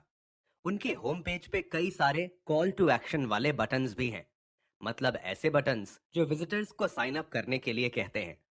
साथ ही वो ये भी बताते हैं कि उनकी ये सर्विस कैसे काम करती है, ताकि कस्टमर्स के दिमाग में कोई डाउट ना रह जाए। इसी तरह उनकी वेबसाइट्स पे और भी कई चीजें हैं जिनसे उनकी वेबसाइट इतनी सक्सेसफुल है। Creating a mock-up. जब आप भी इसी तरह की किसी वेबसाइट से इंस्पायर्ड होंगे और आपको भी पता होगा कि आपको क्या मैसेज देना है, तो ऐसे में आपके लिए एक वायर फ्रेम बनाना काफी आसान हो जाएगा। वायर फ्रेम बनाने के लिए एक सबसे अच्छा टूल है बाल्समिक मॉकअप्स। यहाँ आपको एक फ्री ट्रायल भी मिल जाएगा, और आपको फ्री ट्रायल की ही जरूरत है, क्योंकि इस वायर फ्रेम बनाने के प्रोसेस में आपको ज्यादा टाइम नहीं लगेगा। एक बार आप अपनी वेबसाइट के लिए वायर फ्रेम बना लो, इसके बाद या तो आप खुद से अपनी वेबसाइट बनाना शुरू कर सकते हो, या फिर अपने डेवलपर को वो वायर फ्रेम सेंड कर सकते हो और अपना काम शुरू करवा सकते हो। Do it yourself versus hiring a web developer. अगर आपका बिजनेस कुछ ऐसा है जिसके लिए आपको एक ऐसी वेबसाइट बनानी पड़े जिसका प्रोसेस बहुत ही कॉम्प्लिकेटेड है, तो ऐसे में आपको किसी डेवलपर को हायर करना होगा जो आपको वेबसाइट बना के दे। लेकिन अगर आप सिर्फ अपना कोई प्रोडक्ट ऑनलाइन सेल कर रहे हैं, तो ऐसे में आप वेबसाइट खुद भी बना सकते हैं। ऐसी बहुत सी सर्विसेज हैं जो आपको वेबसाइट टेम्पलेट्स देती हैं, और फिर आप खुद से उनमें इमेजेस और टेक्स्ट ऐड करते हो, और उसके लिए आपको कोई स्पेशल स्किल्स भी नहीं चाहिए होती। शॉपिफाई। ऑथर कहते हैं कि उनकी सबसे फेवरेट सर्विस शॉपिफाई है, जिसका यूज करके उन्होंने सुपर जैम के लिए कई सारी वेबसाइट्स बनाई। शॉपिफाई में एक अच्छी बात यह भी है कि आप उसमें डिफरेंट पर्पसेस के लिए एप्स भी यूज कर सकते हैं, जैसे एडवर्टाइजिंग के लिए, कस्टमर सर्विस के लिए, शिपिंग, ट्रैकिंग, हर चीज के लिए। Square space. अगर आपको कोई छोटी और सिंपल वेबसाइट चाहिए, तो आप स्क्वायर स्पेस का यूज कर सकते हो।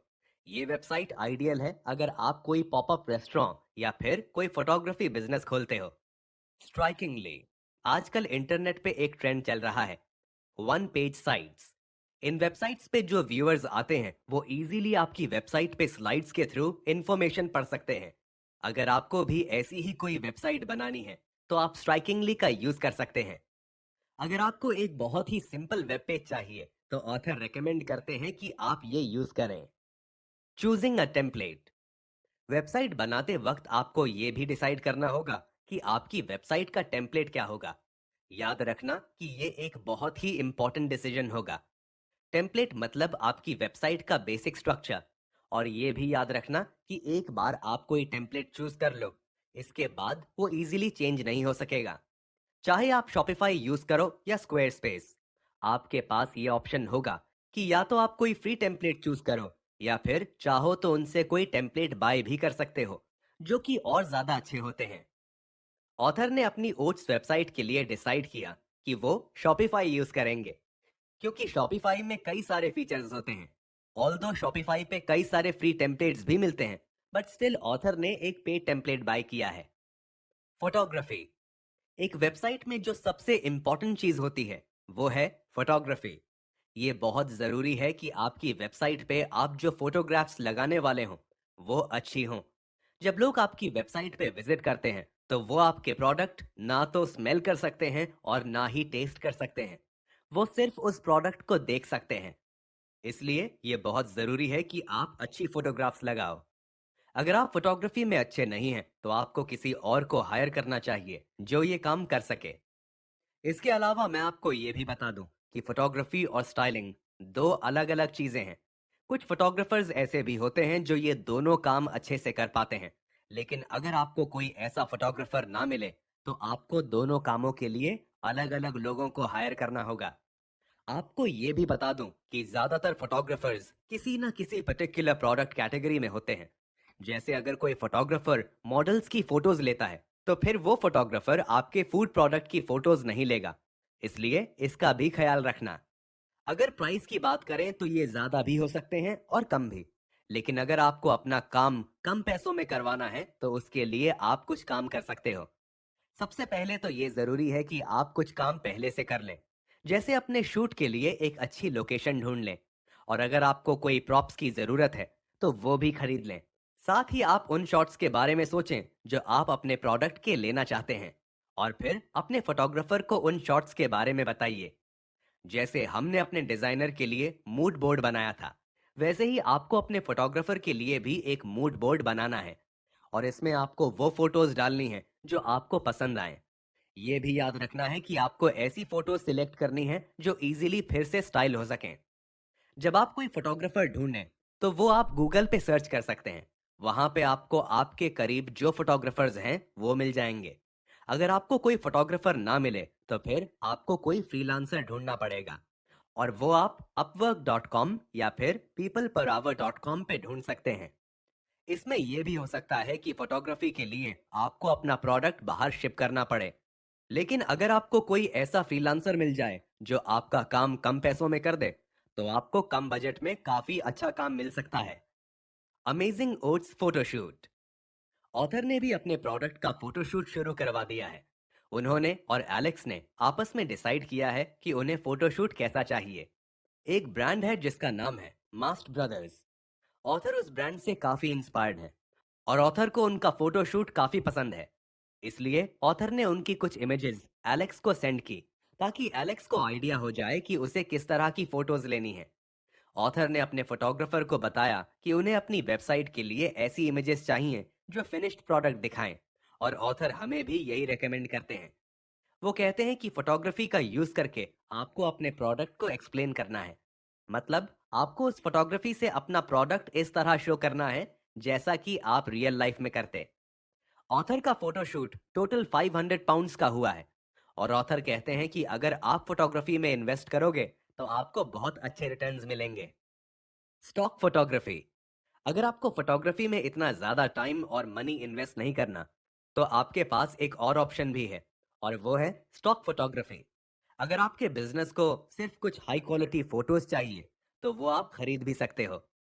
फोटोज बाय करने के लिए आप काफी सारी वेबसाइट्स यूज कर सकते हो, जैसे Shutterstock, Alamy, iStockphoto, dreams time. यहाँ पे आपको मिलियंस ऑफ इमेजेस मिल जाएंगी जो आप अपने बिजनेस के लिए यूज कर सकते हो। वीडियो। अगर आपका प्रोडक्ट कुछ ऐसा है जिसका आपको लगता है कि उसे कुछ एक्सप्लेनेशन की जरूरत है, तो उसके लिए आप कोई वीडियो भी बना सकते हो। ये इंट्रो वीडियो आप अपनी वेबसाइट के होम पेज पे लगा सकते हो, जिसमें आप बता सकते हो कि आपका बिजनेस बेसिकली क्या है। सबसे अच्छा ये होगा अगर अपनी वीडियो के लिए एक कैमरा पर्सन ढूंढे, साउंड पर्सन ढूंढे और एक वीडियो एडिटर ढूंढे। अगर आपका बजट बहुत ज्यादा टाइट है तो आप कोई ऐसा पर्सन ढूंढें जो ये तीनों काम कर सके, और ये आप फ्रीलांसर्स की वेबसाइट पे ढूंढ सकते हैं।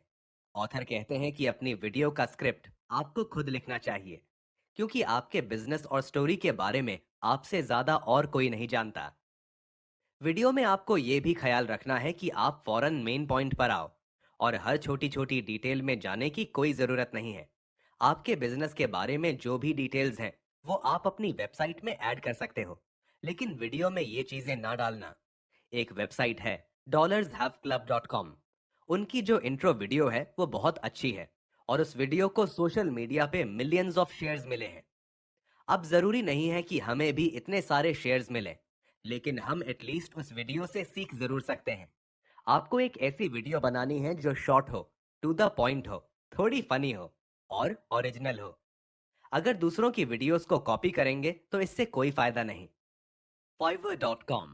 Fiverr.com एक वेबसाइट है जहां पे लोग बहुत ही कम पैसों में आपके कई बड़े काम कर देंगे।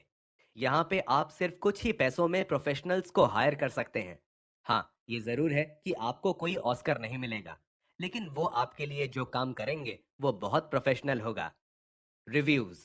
ये भी बहुत अच्छा होगा अगर आप अपनी वेबसाइट पे दूसरे लोगों के रिव्यूज लें, जिसमें वो आपके प्रोडक्ट और बिजनेस के बारे में अपने कमेंट्स दें। रिव्यूज का फायदा ये है कि जब न्यू व्यूअर्स आपकी वेबसाइट पे आएंगे तो रिव्यूज देख के उनका ट्रस्ट बढ़ेगा। ऐसी बहुत सी रिव्यू एप्स हैं जो आप शॉपिफाई से कनेक्ट कर सकते हो। सबसे अच्छी एप्स वो हैं जिनका यूज करके लोग अपने फेसबुक अकाउंट से भी कमेंट कर सकें। आप चाहें तो कोई थर्ड पार्टी रिव्यूइंग ऐप भी यूज कर सकते हैं, जैसे ऑथर ने अपने बियर बिजनेस के वक्त ट्रस्ट पायलट को यूज किया था। इसलिए इन प्रोग्राम्स को जरूर यूज करें, क्योंकि ये आपकी बहुत हेल्प करेंगे। लेकिन ये भी जरूरी है कि आपका प्रोडक्ट अच्छा हो, ताकि लोग उस पे अच्छे रिव्यूज दें। Mailing list. आजकल हर बिजनेस के लिए जरूरी है कि आपके पास एक ईमेल न्यूज़लेटर हो। मान लो कोई पर्सन है जो आपकी वेबसाइट विजिट करे और आपके प्रोडक्ट में इंटरेस्ट शो करे, लेकिन आपके प्रोडक्ट को बाय ना करे। अब अगर आपके पास उस व्यूअर का ईमेल एड्रेस होगा, तो इससे आप उन्हें ईमेल कर सकोगे और उन्हें अपने प्रोडक्ट के बारे में याद दिला सकोगे, और फिर चांस है कि वो आपका प्रोडक्ट बाय कर ले। ऐसी बहुत सी ऐप्स हैं जिनका यूज करके आप लोगों के ईमेल्स ले सकते हो। एक है मेलचैम्प। इसके अलावा अगर आपको ज्यादा ईमेल्स चाहिए, तो आप अपनी वेबसाइट पे लोगों को ऑफर कर सकते हैं कि अगर वो अपना ईमेल एड्रेस आपको दें, तो आप उन्हें उनके फर्स्ट ऑर्डर पे 10% डिस्काउंट देंगे। इन ऑफर से आपको काफी ईमेल्स मिलेंगे। Live chat. शॉपिफाई में लाइव चैट का एक बहुत अच्छा ऑप्शन है, और कुछ सर्विसेज ऐसी भी हैं जो आपको फ्री लाइव चैट भी देती हैं, जैसे ज़ोपिम और ओलाक। इस लाइव चैट में होता यह है कि आपके जो व्यूअर्स होते हैं, उन्हें एक ऑप्शन दिया जाता है कि वो आपके साथ लाइव चैटिंग कर सकते हैं। इस फीचर की हेल्प से आप उनके क्वेश्चंस के आंसर्स दे सकते हैं और उन्हें पूरे सेल प्रोसेस में हेल्प कर सकते हैं।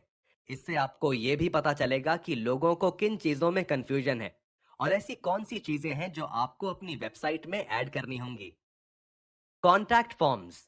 लाइव चैट के अलावा आप अपनी वेबसाइट में कॉन्टैक्ट फॉर्म्स भी ऐड कर सकते हैं। इसका यूज करके लोग आपसे कॉन्टैक्ट कर सकेंगे और अपने क्वेश्चंस और क्वेरीज पूछ सकेंगे। एंड अगेन, इससे भी आपको काफी इंफॉर्मेशन मिलेगी। कॉन्टैक्ट फॉर्म के साथ साथ आप अपनी वेबसाइट पे अपना एक ईमेल एड्रेस भी दे देना, क्योंकि कुछ लोग कॉन्टैक्ट फॉर्म्स यूज नहीं करते, इसलिए वो ईमेल एड्रेस यूज कर सकते हैं। Frequently asked questions. कुछ ऐसे रेपिटेटिव क्वेश्चंस भी होते हैं जो लोग बार बार पूछते हैं, और उनके लिए ये जरूरी है कि आप एक FAQ पेज बना दें। इसमें आपने उन क्वेश्चंस के आंसर देने हैं जो लोग बार बार पूछते हैं, और इसमें आपने उन बोरिंग डिटेल्स की भी बात करनी है जो आप अपनी वीडियो में नहीं दे सकते, जैसे डिलीवरी से रिलेटेड, इंग्रेडिएंट से रिलेटेड, या फिर ऐसा कुछ भी। Subscription payments. हो सकता है कि आपका बिजनेस सब्सक्रिप्शन बेस्ड हो, मतलब आप अपने कस्टमर्स से मंथली या ईयरली पेमेंट लेते हो। अब सब्सक्रिप्शन पेमेंट्स में कई सारे इश्यूज भी होते हैं, जैसे कस्टमर्स की पेमेंट्स फेल हो जाती हैं, उनके कार्ड्स एक्सपायर हो जाते हैं, कभी उन्हें अपनी पेमेंट्स कैंसिल करनी होती हैं, और इसी तरह कई सारे इश्यूज होते हैं। लेकिन गुड न्यूज़ ये है कि ऐसी कई सारी डिफरेंट सर्विसेज हैं जो आपसे कुछ फीस लेती हैं, और बदले में वो आपके लिए इन सारे इश्यूज से डील करते हैं। इनमें से कुछ सर्विसेज हैं चार्जिफाई, फास्ट स्प्रिंग, स्प्रीडली। आपके लिए कौन सी सर्विस बेस्ट है ये आपकी कंट्री पे, मर्चेंट बैंक अकाउंट पे और पेमेंट प्रोसेसर पे डिपेंड करता है। इसलिए मेक श्योर कि कोई भी सर्विस बाय करने से पहले आप सारे ऑप्शंस को अच्छी तरह देखें। Payment processing.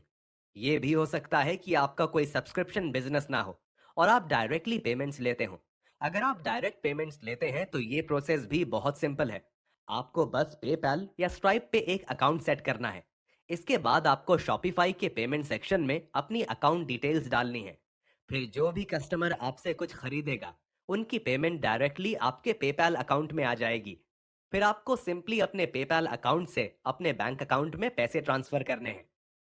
Offline payments.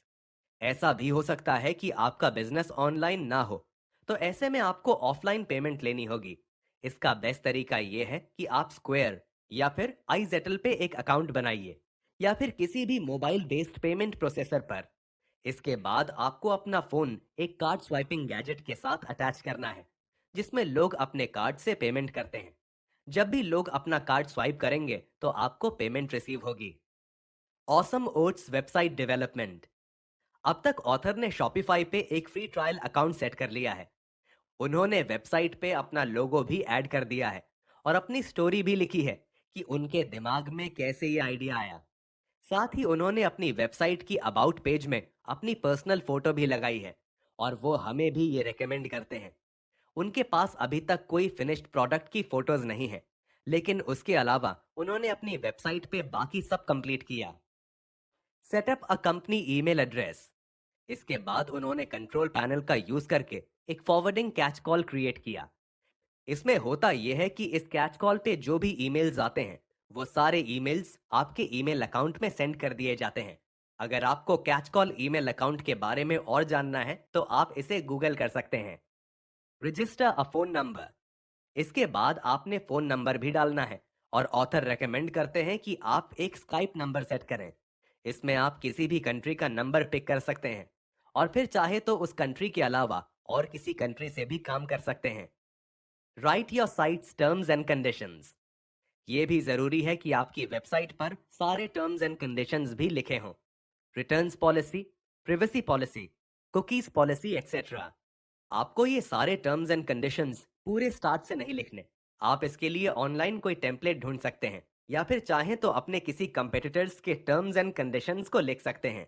या फिर आप इसके लिए एक टूल यूज कर सकते हैं जिसका नाम है टर्म्स फीड, और ये टूल आपको इस काम में हेल्प करेगा। Chapter 7, finding your first customer. इस चैप्टर में हम कुछ वेज डिस्कस करेंगे जिनका यूज करके आप अपने बिजनेस को प्रमोट कर सकेंगे। ऑथर ने अपने करियर में कई सारे बिजनेसेस किए हैं।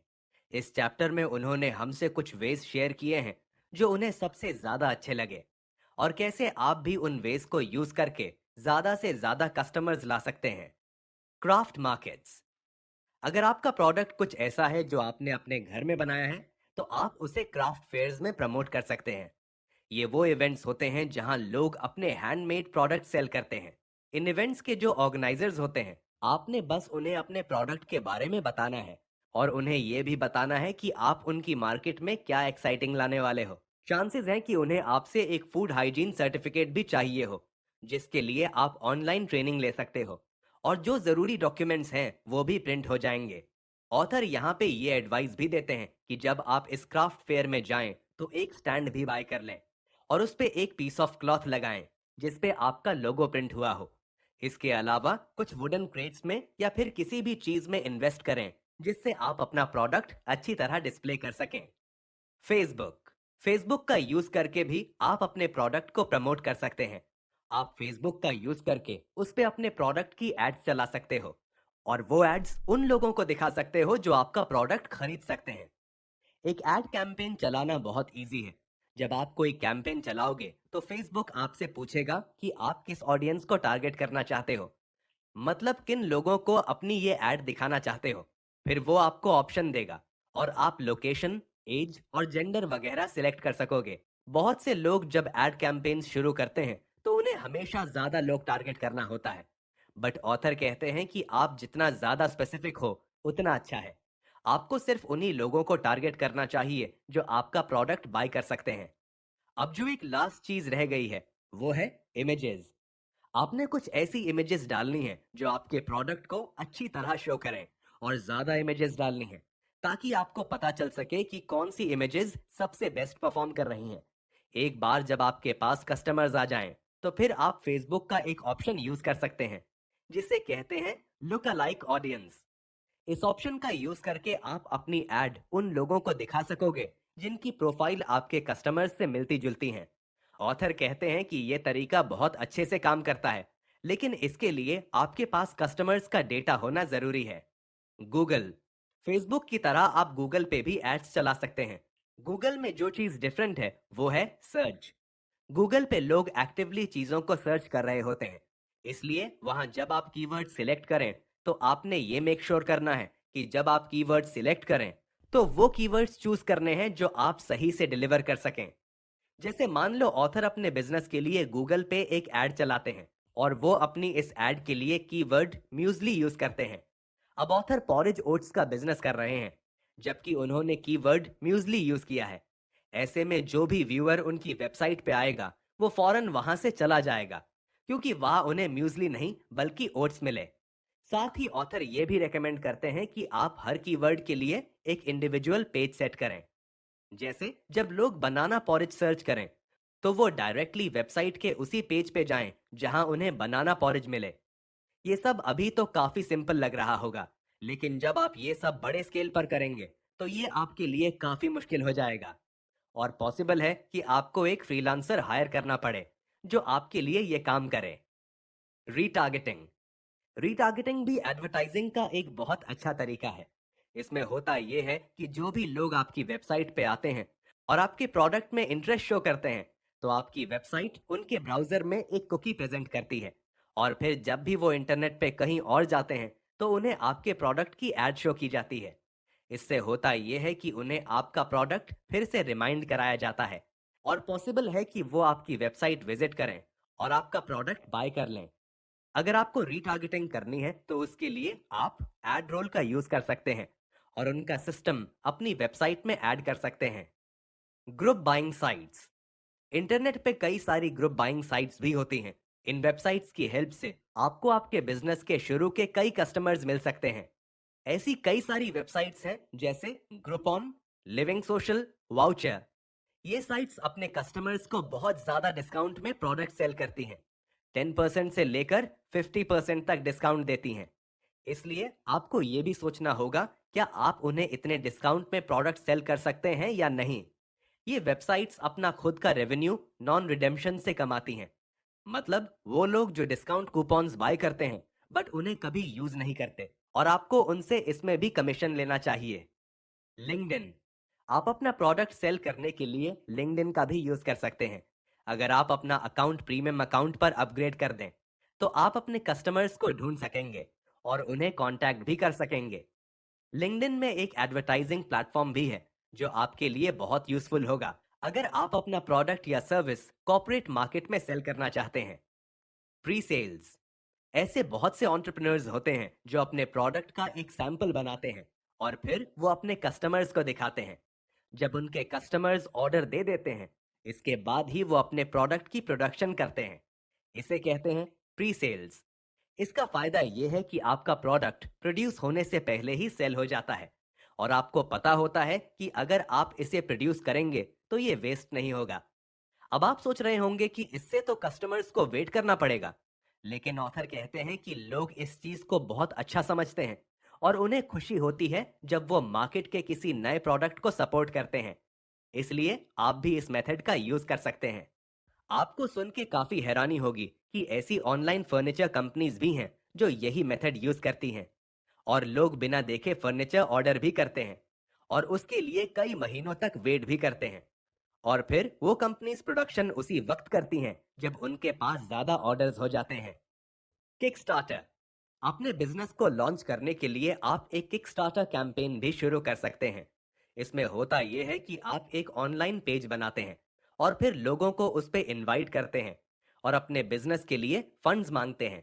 इस हेल्प के बदले में आप उन्हें कुछ देते भी हैं। आप उन्हें कोई लाइफ टाइम मेंबरशिप भी दे सकते हैं, या फिर अपना कोई प्रोडक्ट भी ऑफर कर सकते हैं। इससे आपके पास फंड्स भी आएंगे और आपके बिजनेस के फैंस भी बनेंगे। और जो लोग इसमें कंट्रीब्यूशन करेंगे, वो लोग आपका आइडिया अपने फ्रेंड्स के साथ भी शेयर कर सकते हैं, और पॉसिबल है कि वो भी फिर उसमें कंट्रीब्यूशन करें। ऐसे बहुत से एंटरप्रेन्योर्स हैं जिन्होंने किकस्टार्टर कैंपेन की हेल्प से सिर्फ कुछ ही घंटों में मिलियंस ऑफ डॉलर्स जमा किए हैं, ताकि वो अपना बिजनेस कर सकें। Press releases. ऑथर बताते हैं कि सुपर जैम एक बहुत सक्सेसफुल बिजनेस था, और इसके सक्सेस का एक सीक्रेट था मीडिया कवरेज। ऑथर ने मैगजीन्स, न्यूज़पेपर और रेडियो स्टेशंस को हंड्रेड्स ऑफ इंटरव्यूज दिए, और आप भी इस मेथड का यूज कर सकते हैं। अब ऐसा नहीं है कि आप जर्नलिस्ट्स को पे करेंगे और वो आपके प्रोडक्ट के बारे में लिख देंगे। आपके पास कोई ऐसी स्टोरी होनी चाहिए जिसमें जर्नलिस्ट इंटरेस्टेड हों और उनके रीडर्स उसे पढ़ना पसंद करें। जर्नलिस्ट्स के पास टाइम बहुत कम होता है, इसलिए ऑथर रेकमेंड करते हैं कि आप अपने बिजनेस के बारे में खुद लिखें और साथ ही उन्हें कुछ पिक्चर्स भी दें। अगर आप किसी पर्टिकुलर इंडस्ट्री में काम कर रहे हो, तो आपको नेशनल कवरेज में इतना ज़्यादा इंटरेस्ट नहीं होगा, और हो सकता है कि आप अपने प्रोडक्ट को अपनी इंडस्ट्री में शो करना चाहते हो। तो ऐसे में आप अपनी फील्ड के जर्नलिस्ट्स को कांटेक्ट कर सकते हैं और उन्हें अपनी स्टोरी बता सकते हैं। उनके नेम्स उनके आर्टिकल्स के साथ लिखे होते हैं, और इसीलिए उन्हें ईमेल करना भी इतना मुश्किल नहीं होगा। ब्लॉगर्स।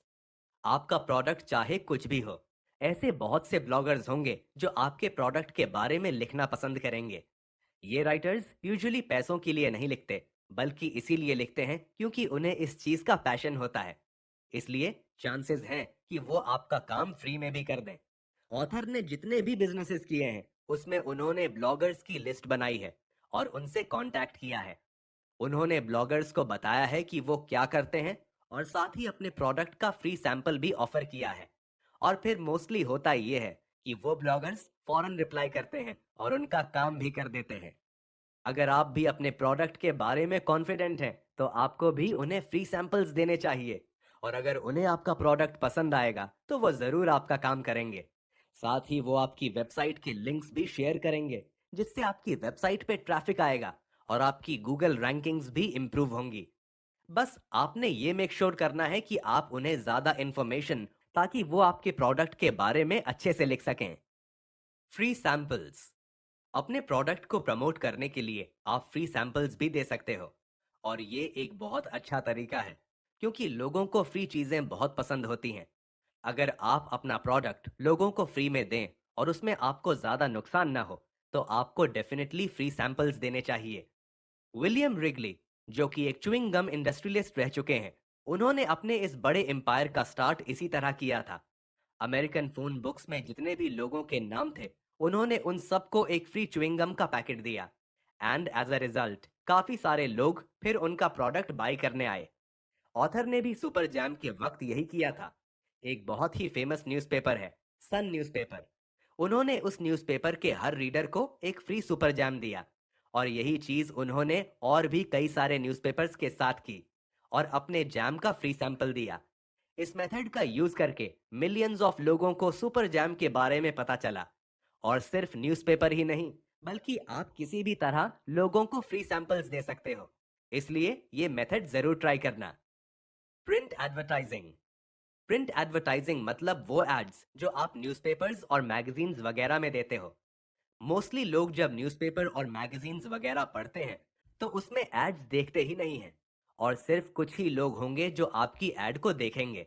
लेकिन इन सब के बावजूद ऐसी बहुत सी बड़ी कंपनीज हैं जो प्रिंट एडवर्टाइजिंग की हेल्प से इतनी बड़ी बनी। तो अब क्वेश्चन ये है कि हमें कैसे प्रिंट एडवर्टाइजिंग करनी चाहिए। सबसे बेस्ट तरीका यह है कि आप उन एड्स को देखो जो रिपीटेडली एक ही न्यूज़पेपर या मैगजीन में आती हैं। ये यूजुअली डायरेक्ट रिस्पॉन्स एड्स होती हैं। मतलब ऐसी एड्स जो फौरन आपसे कोई रिस्पॉन्स मांगती हैं, जैसे वो आपको फौरन कॉल करने का कहते हैं या फिर आपको कोई डिस्काउंट कोड देते हैं। अब ये एड्स कोई इतनी अच्छी नहीं दिखती और ना ही इनको कोई अवार्ड्स मिलते हैं, बट ये एड्स काम जरूर करती हैं। इन एड्स से कंपनीज को ये भी पता चलता है कि कौन सी एड्स से सबसे ज्यादा ऑर्डर्स आ रहे हैं। ये एडवर्टाइजर्स ए और बी टेस्टिंग भी करते हैं। जैसे ये लोग एक ही एड को 2 बार डिफरेंट हेडलाइंस के साथ चलाते हैं और देखते हैं कि कौन सी एड को सबसे ज्यादा सेल्स मिली हैं। और इसी तरह ये और भी काफी टेस्टिंग करते हैं। ये भी याद रखना कि उन एड्स को रिजल्ट्स नहीं मिलते जिसमें लड़की किसी प्रोडक्ट के साथ खड़ी हो। ज्यादा जल्दी रिजल्ट्स उस एड को मिलते हैं जो कि नॉर्मल आर्टिकल्स की तरह लगे, जिनमें ज्यादा टेक्स्ट हो और फोटोग्राफी हो, जो लोगों को बता सके कि प्रोडक्ट क्या है और उन्हें क्यों बाय करना चाहिए। जब आप अपनी एड बना रहे हो तो ये भी याद रखना कि उसका डिजाइन अच्छा हो। ऑथर कहते हैं कि आप डिजाइनिंग में जितना इन्वेस्ट कर सकते हो उतना करो। अब अगर ऑथर की बात करें तो ऑथर कहते हैं कि उन्होंने कभी भी प्रिंट एडवर्टाइजिंग में इतना ज्यादा इन्वेस्ट नहीं किया, क्योंकि उसमें पैसे बहुत लगते हैं। लेकिन ऐसा नहीं है कि ये मेथड बिल्कुल भी बेकार है। कई बार जब आप प्रिंट एडवर्टाइजिंग करोगे तो उसमें आप एक कॉस्ट पर एक्विजिशन डील भी कर सकते हो। मतलब जब भी वो आपके पास कोई कस्टमर भेजेंगे और वो कस्टमर आपसे कुछ खरीदेगा, तो बदले में आप उन्हें कमीशन देंगे। इसी तरह एक और तरीका भी है जिसमें रिस्क काफी कम होता है, और वो ये है कि आप अपनी एड किसी स्पेशलाइज्ड मैगजीन या न्यूज़पेपर में दो। मतलब ऐसी मैगजीन या न्यूज़पेपर जो आपके टारगेटेड कस्टमर्स ज्यादा पढ़ते हो। इसके अलावा ये भी जरूरी है कि आप उन्हें एड में बिल्कुल क्लियरली अपने बिजनेस के बारे में बताएं और उन्हें ये भी बताएं कि उन्हें आपका प्रोडक्ट क्यों खरीदना चाहिए। और इसके लिए आपको एक इंटरेस्टिंग एड बनानी होगी। एक ऐसी एड जो आई कैचिंग हो, जिसकी हेडलाइन अच्छी हो, फोटोग्राफी अच्छी हो और डिजाइन अच्छा हो। ऑथर ये भी एडवाइस देते हैं कि आप एक डायरेक्ट रिस्पॉन्स एड बनाइए, क्योंकि उससे आपको काफी सारी इंफॉर्मेशन मिलेगी और फिर आप अपनी एड को इम्प्रूव कर सकेंगे। Direct mail. Direct mail marketing मतलब वो मार्केटिंग जब हम कहीं पर अपने बिजनेस को प्रमोट करने के लिए फिजिकल मटेरियल भेजते हैं। जैसे आपके पास भी टैक्सी कंपनीज, पिज्जा शॉप्स, इनके लेटर्स और प्रमोशनल मटेरियल्स आते होंगे, तो वो सब डायरेक्ट मेल होते हैं।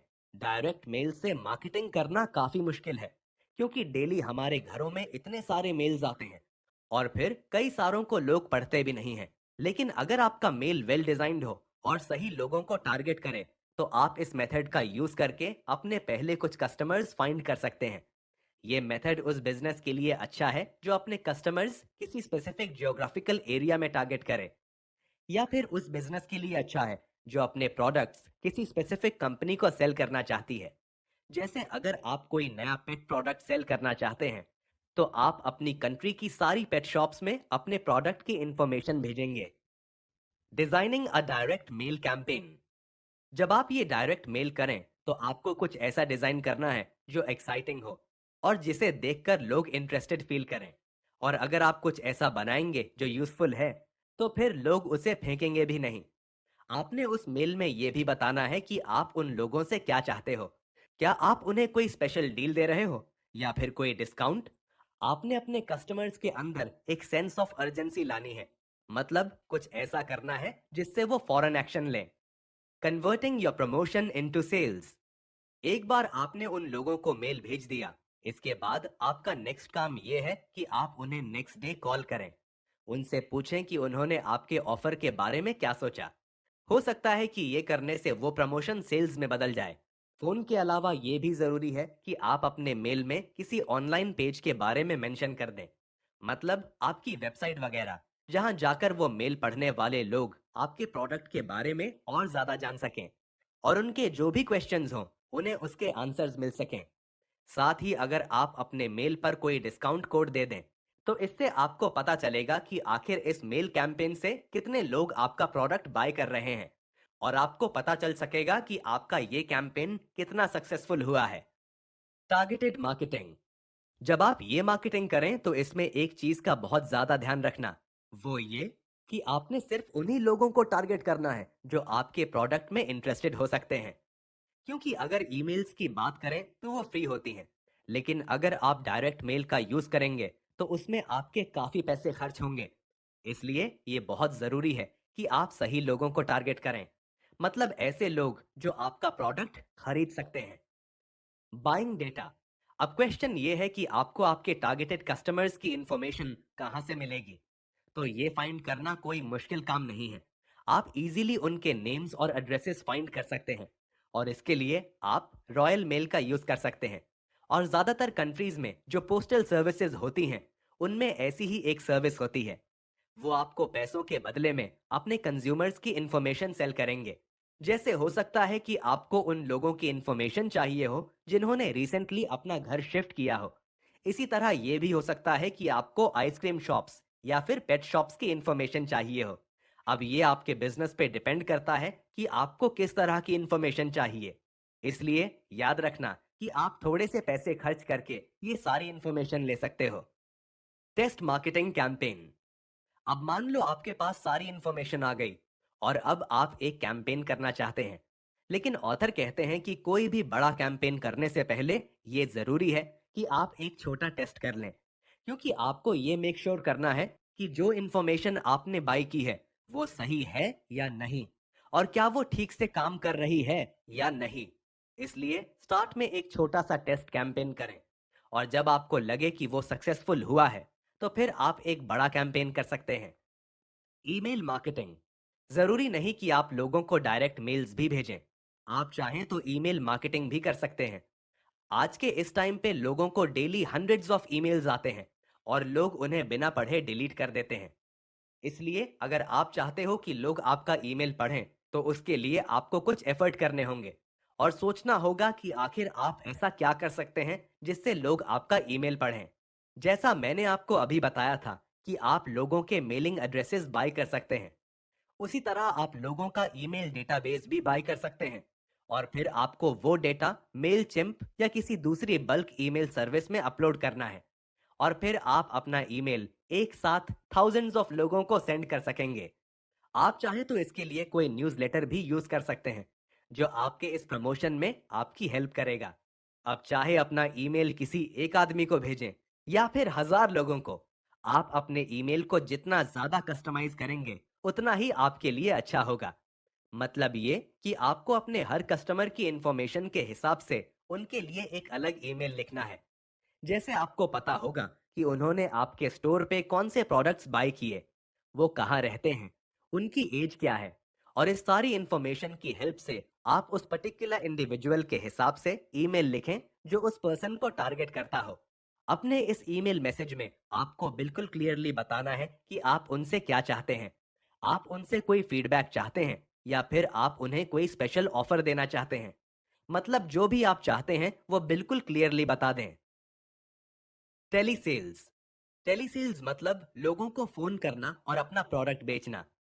अब मैं जानता हूं कि ये मेथड आप में से काफी लोगों को सही नहीं लग रहा होगा। ऑथर कहते हैं कि उन्हें भी टेलीसेल्स बिल्कुल पसंद नहीं। बट इंपॉर्टेंट चीज ये है कि ये मेथड काम करता है।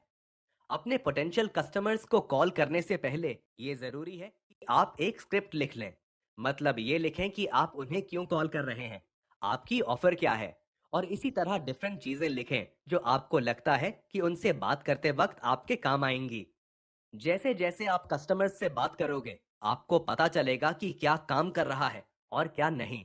फिर आप अपना स्क्रिप्ट चेंज कर सकते हैं और डिफरेंट चीजें टेस्ट कर सकते हैं, और देखना आपके अंदर काफी इंप्रूवमेंट आएगी। Trade fairs. सुपर जैम को प्रमोट करने के लिए ऑथर ने कई सारे मेथड्स यूज किए थे, और उनमें से एक मेथड ये था। ऑथर कहते हैं कि वो कई सारे बड़े बड़े इवेंट्स पे गए हैं और वहां पर अपना प्रोडक्ट प्रमोट किया है, जैसे trade shows, music festivals, food fairs वगैरह वगैरह। अगर आपको भी ऐसा कोई इवेंट मिले तो ये आपके बिजनेस प्रमोशन के लिए एक बहुत अच्छी अपॉर्चुनिटी है। इन इवेंट्स में जितने भी लोग आते हैं, आप उन्हें अपना प्रोडक्ट शो कर सकते हैं, उन्हें फ्री सैंपल्स दे सकते हैं, और कुछ भी जिससे आपका बिजनेस प्रमोट हो। चाहे आप कोई फर्नीचर सेल कर रहे हो या फिर आपका प्रोडक्ट कोई टूथपेस्ट हो, ऐसे बहुत से ट्रेड शोज होते हैं जहां पे आप जा सकते हैं और अपने प्रोडक्ट को प्रमोट कर सकते हैं। इन इवेंट्स में आप सिर्फ अपने प्रोडक्ट्स को प्रमोट ही नहीं करते, बल्कि आप कई सारे डिफरेंट एंटरप्रेन्योर्स से भी मिलते हैं।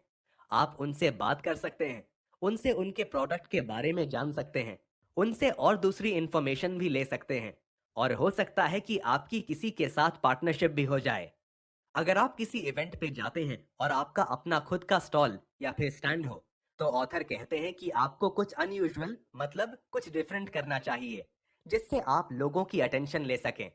इसके लिए आप कोई डेमोन्स्ट्रेशन कर सकते हैं, या फिर कोई फ्री सैंपल दे सकते हैं, या फिर कुछ भी। इसके अलावा जब लोग आपके पास आएं तो कोशिश करें कि आप उनसे उनकी कॉन्टैक्ट डिटेल्स ले लें, ताकि आप बाद में उन्हें कॉल कर सकें और उन्हें कुछ सेल कर सकें। और वो आपसे खुशी से बात भी करेंगे, क्योंकि वो ऑलरेडी आपके प्रोडक्ट में इंटरेस्ट शो कर चुके हैं। Ticketed events. हो सकता है कि आपको किसी इवेंट में जाना ना हो, बल्कि खुद कोई इवेंट रखना हो, तो आप ये भी कर सकते हैं। आपके पास अपने इवेंट के लिए एक आइडिया होना चाहिए, और फिर आपने उसे अपनी साइट के थ्रू प्रमोट करना है। एक बहुत अच्छी सर्विस है इवेंट ब्राइट के नाम से, जिसका आप यूज कर सकते हैं और अपने इवेंट की टिकट्स सेल कर सकते हैं। ऑथर रेकमेंड करते हैं कि स्टार्ट में आप बहुत ज्यादा बड़े इवेंट्स ना रखें, बल्कि छोटे इवेंट्स रखें। जैसे स्टार्ट में 250% की बजाय सिर्फ 50% को बुलाएं। इसका फायदा ये होगा कि इन छोटे इवेंट्स की हेल्प से फिर आपके लिए फ्यूचर में टिकट सेल करना और ज्यादा इजी हो जाएगा, और आपको अपने इस बिजनेस आइडिया को टेस्ट करने का मौका भी मिल जाएगा। Party planning. हो सकता है कि आपको अपनी टिकट सेल ना करनी हो, बल्कि आप चाहते हो कि आपके इस इवेंट में एंट्री फ्री हो। तो इसके लिए आप पार्टी प्लानिंग कर सकते हो। इसमें होता यह है कि आप एक अच्छा सा इवेंट रखते हो जिसमें लोग इंटरेस्टेड हो। जैसे आप किसी टॉपिक पर कोई पब्लिक स्पीकिंग सेशन रख सकते हो, या फिर कोई फ्री वाइन टेस्टिंग सेशन, या फिर कुछ भी जिसके लिए लोग आपके इवेंट पर आएं। एक बार लोग आपके इस इवेंट को एंजॉय कर लें, फिर इसके बाद आप अपने प्रोडक्ट और बिजनेस की बात कर सकते हो, और हो सकता है वो आपका प्रोडक्ट बाय कर लें। ऐसी बहुत सी बड़ी कंपनीज हैं जो पार्टी प्लानिंग का यूज करके इतनी आगे बढ़ी, जैसे टपरवेयर और पैम्पर्ड शेफ। आप फेसबुक का यूज करके कोई इवेंट क्रिएट कर सकते हो और फिर अपने फ्रेंड्स को इनवाइट कर सकते हो। फिर इसके बाद आप फेसबुक का इनबिल्ट एडवर्टाइजिंग सिस्टम यूज कर सकते हैं। इसमें होता यह है कि फेसबुक आपके इवेंट को उन लोगों तक पहुंचाता है जो आपके इवेंट में इंटरेस्टेड हो सकता है। Customer referral schemes. मार्केटिंग के इस मेथड को यूज करके आप अपनी वेबसाइट को वायरल कर सकते हो। इसमें होता यह है कि आपके बिजनेस के जो करंट कस्टमर्स होते हैं, आप उन्हें इनकरेज करते हो कि वो आपकी वेबसाइट दूसरे लोगों के साथ शेयर करें, और फिर बदले में आप उन्हें कुछ देते हो, जैसे कोई डिस्काउंट या बोनस वगैरह। ऐसे बहुत से कस्टमर रेफरल प्रोग्राम्स हैं जो आप इजीली शॉपिफाई के साथ कनेक्ट कर सकते हैं। आप अपने कस्टमर्स के लिए कोई भी ऑफर क्रिएट कर सकते हैं, जैसे नए कस्टमर्स के लिए 10% ऑफ, और वो कस्टमर्स जो आपकी वेबसाइट और प्रोडक्ट को दूसरों के साथ शेयर करेंगे, उनके लिए कोई bonus. Affiliate schemes. Customer referral जैसा एक और मेथड भी है जिसका यूज करके आप बहुत से नए कस्टमर्स ला सकते हो, और वो मेथड है अफिलिएट स्कीम्स। इसमें होता यह है कि कोई पर्सन आपकी वेबसाइट का लिंक प्रमोट करता है, और फिर जब कोई विजिटर आपकी वेबसाइट पे आता है और कुछ बाय करता है, तो इसके बदले में जो पर्सन आपकी वेबसाइट के लिंक को प्रमोट करता है, आप उसे कुछ कमीशन देते हैं। ऐसी बहुत सी प्लेटफॉर्म्स हैं जिनका यूज करके आप अपनी अफिलिएट स्कीम स्टार्ट कर सकते हैं। इसके अलावा आप खुद भी अफिलिएट मार्केटिंग से पैसा कमा सकते हैं। अगर कोई ऐसा प्रोडक्ट है जो आपको लगता है कि आपके कस्टमर्स बाय कर सकते हैं, तो आप उस प्रोडक्ट का लिंक उन्हें दे सकते हैं, और फिर जब कोई उस प्रोडक्ट को बाय करेगा, तो बदले में आपको कुछ कमीशन मिलेगा। Discount codes. कस्टमर्स को अट्रैक्ट करने के लिए आप डिस्काउंट कोड्स का भी यूज कर सकते हैं। अगर आप शॉपिफाई यूज करते हैं, तो ये आप बहुत इजीली कर सकते हैं। आपका जो उनके साथ अकाउंट है, उसके एडमिन सेक्शन में जाके आप ये कर सकते हैं। जैसे हो सकता है कि आप कोई कोड क्रिएट करें जिसे यूज करके कस्टमर्स को उनके फर्स्ट ऑर्डर पे फ्री डिलीवरी मिले। कोड क्रिएट करने के बाद फिर आपको सिंपली लोगों को वो कोड बताना है। जैसे आप वो कोड अपने ट्विटर फॉलोअर्स को बता सकते हैं, या फिर किसी ब्लॉगर के साथ पार्टनरशिप कर सकते हैं ताकि वो ये कोड अपने रीडर्स को दे सके। अगर आप कोई अफिलिएट स्कीम चलाते हैं, तो आप ये code different different money saving forums और डिस्काउंट कोड एग्रीगेटर्स को भी दे सकते हैं, और फिर जब वो ये कोड्स अपने व्यूअर्स को देंगे और कोई उस कोड का यूज करके आपसे प्रोडक्ट बाय करेगा, तो बदले में आपको उन्हें कमीशन भी देना पड़ेगा। Home TV shopping channels. एक मेथड जिस पे बहुत से लोग कभी ध्यान नहीं देते, वो है टीवी शॉपिंग चैनल्स। इसमें होता यह है कि लोग अपने घर में टीवी के सामने बैठकर प्रोडक्ट्स बाय करते हैं, और ऑथर कहते हैं कि अपने बिजनेस को प्रमोट करने का ये एक बहुत अच्छा मेथड है, और उन्होंने खुद सुपर जैम को प्रमोट करने के लिए इस मेथड का यूज किया और थाउजेंड्स ऑफ लोगों को अपना जैम सेल किया।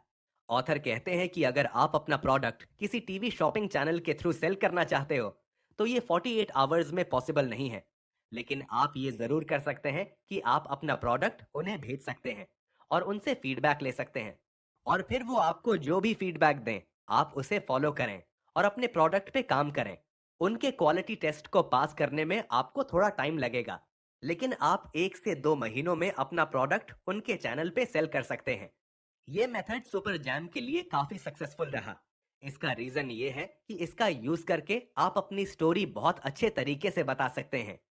एक शो में आपको 8 मिनट से लेकर 45 मिनट्स तक का भी टाइम मिल सकता है, और अपनी स्टोरी सुनाने के लिए इतना टाइम बहुत अच्छा है।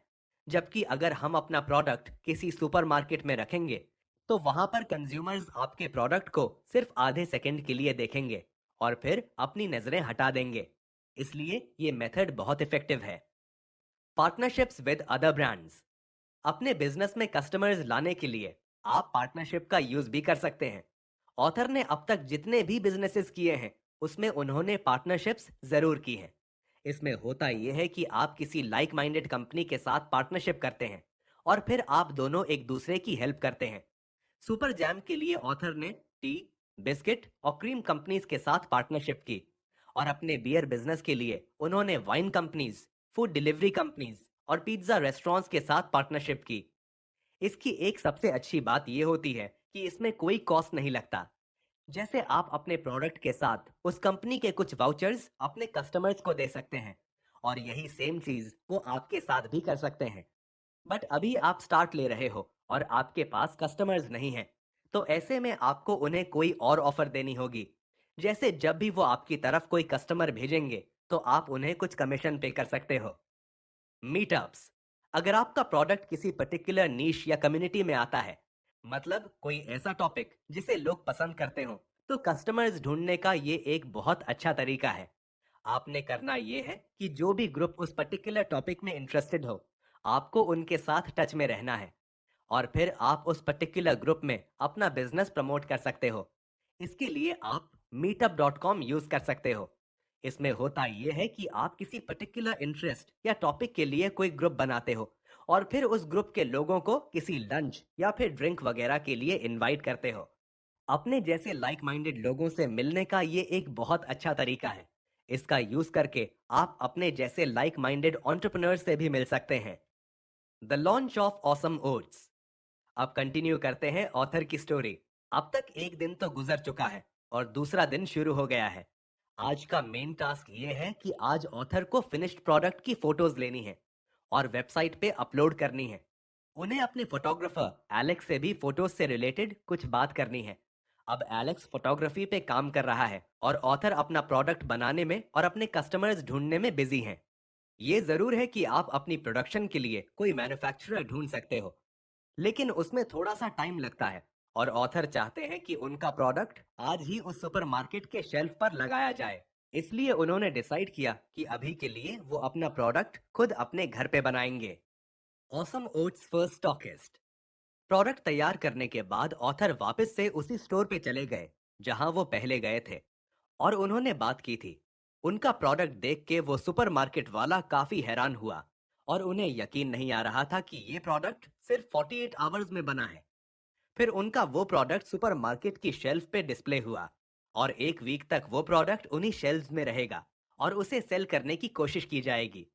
इसके बाद एलेक्स ने ऑथर को फिनिश्ड प्रोडक्ट की पिक्चर्स भेजी और वो उन्हें बहुत पसंद आईं। उनकी रेसिपीज भी बहुत डिलिशियस लग रही थीं और पैकेजिंग डिजाइन भी बहुत अच्छा लग रहा था। इसके अलावा ऑथर ने जो टोट बैग्स और प्रमोशनल स्टिकर्स ऑर्डर किए थे, वो भी आ गए हैं। ये स्टिकर्स उनके ई कॉमर्स ऑर्डर्स के लिए हैं। ऑथर कहते हैं कि इसी तरह की चीजें आपके ब्रांड को प्रोफेशनल बनाती हैं। इसके अलावा एलेक्स भी प्रोडक्ट के फाइनल शॉट्स में बिजी हैं और तब तक ऑथर ने डिसाइड किया है कि वो एक फेसबुक एडवर्टाइजिंग कैंपेन चलाएंगे। Awesome oats Facebook campaigns.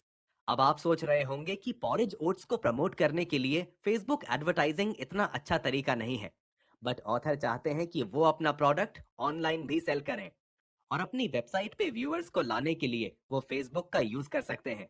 ये काफी एक्सपेंसिव भी होगा और ये भी है कि इससे ऑथर को कोई प्रॉफिट नहीं होगा। लेकिन ऑथर ये कैंपेन इसलिए कर रहे हैं ताकि उनके पास स्टार्ट के कुछ कस्टमर्स आएं और उन्हें फीडबैक मिल सके। और अगर इन कस्टमर्स को प्रोडक्ट अच्छा लगा तो वो पॉजिटिव रिव्यूज भी देंगे जो ऑथर अपनी वेबसाइट पे शो कर सकते हैं। अगर आप भी कोई फेसबुक कैंपेन सेट करना चाहते हो तो ये कोई मुश्किल काम नहीं है। आप फेसबुक का यूज करके स्टेप बाय स्टेप इजीली कोई कैंपेन सेट कर सकते हो। ऑथर ये भी रेकमेंड करते हैं कि आप अपनी एड उन लोगों को शेयर करें जो आपका प्रोडक्ट बाय कर सकते हैं। सबसे पहले ऑथर ने फेसबुक पे ऑसम ओट्स का एक पेज बनाया। उसमें अपने बिजनेस की डिस्क्रिप्शन ऐड की, कुछ फोटोज अपलोड की और फिर अपने कुछ फ्रेंड्स को इनवाइट किया ताकि वो पेज को लाइक करें, क्योंकि पेज पे एक लाइक भी नहीं था। अब ऑथर को ये नहीं पता था कि उनका टारगेट कस्टमर क्या होगा, इसलिए उन्होंने खुद से गेस किया और कुछ कस्टमर्स को टारगेट किया।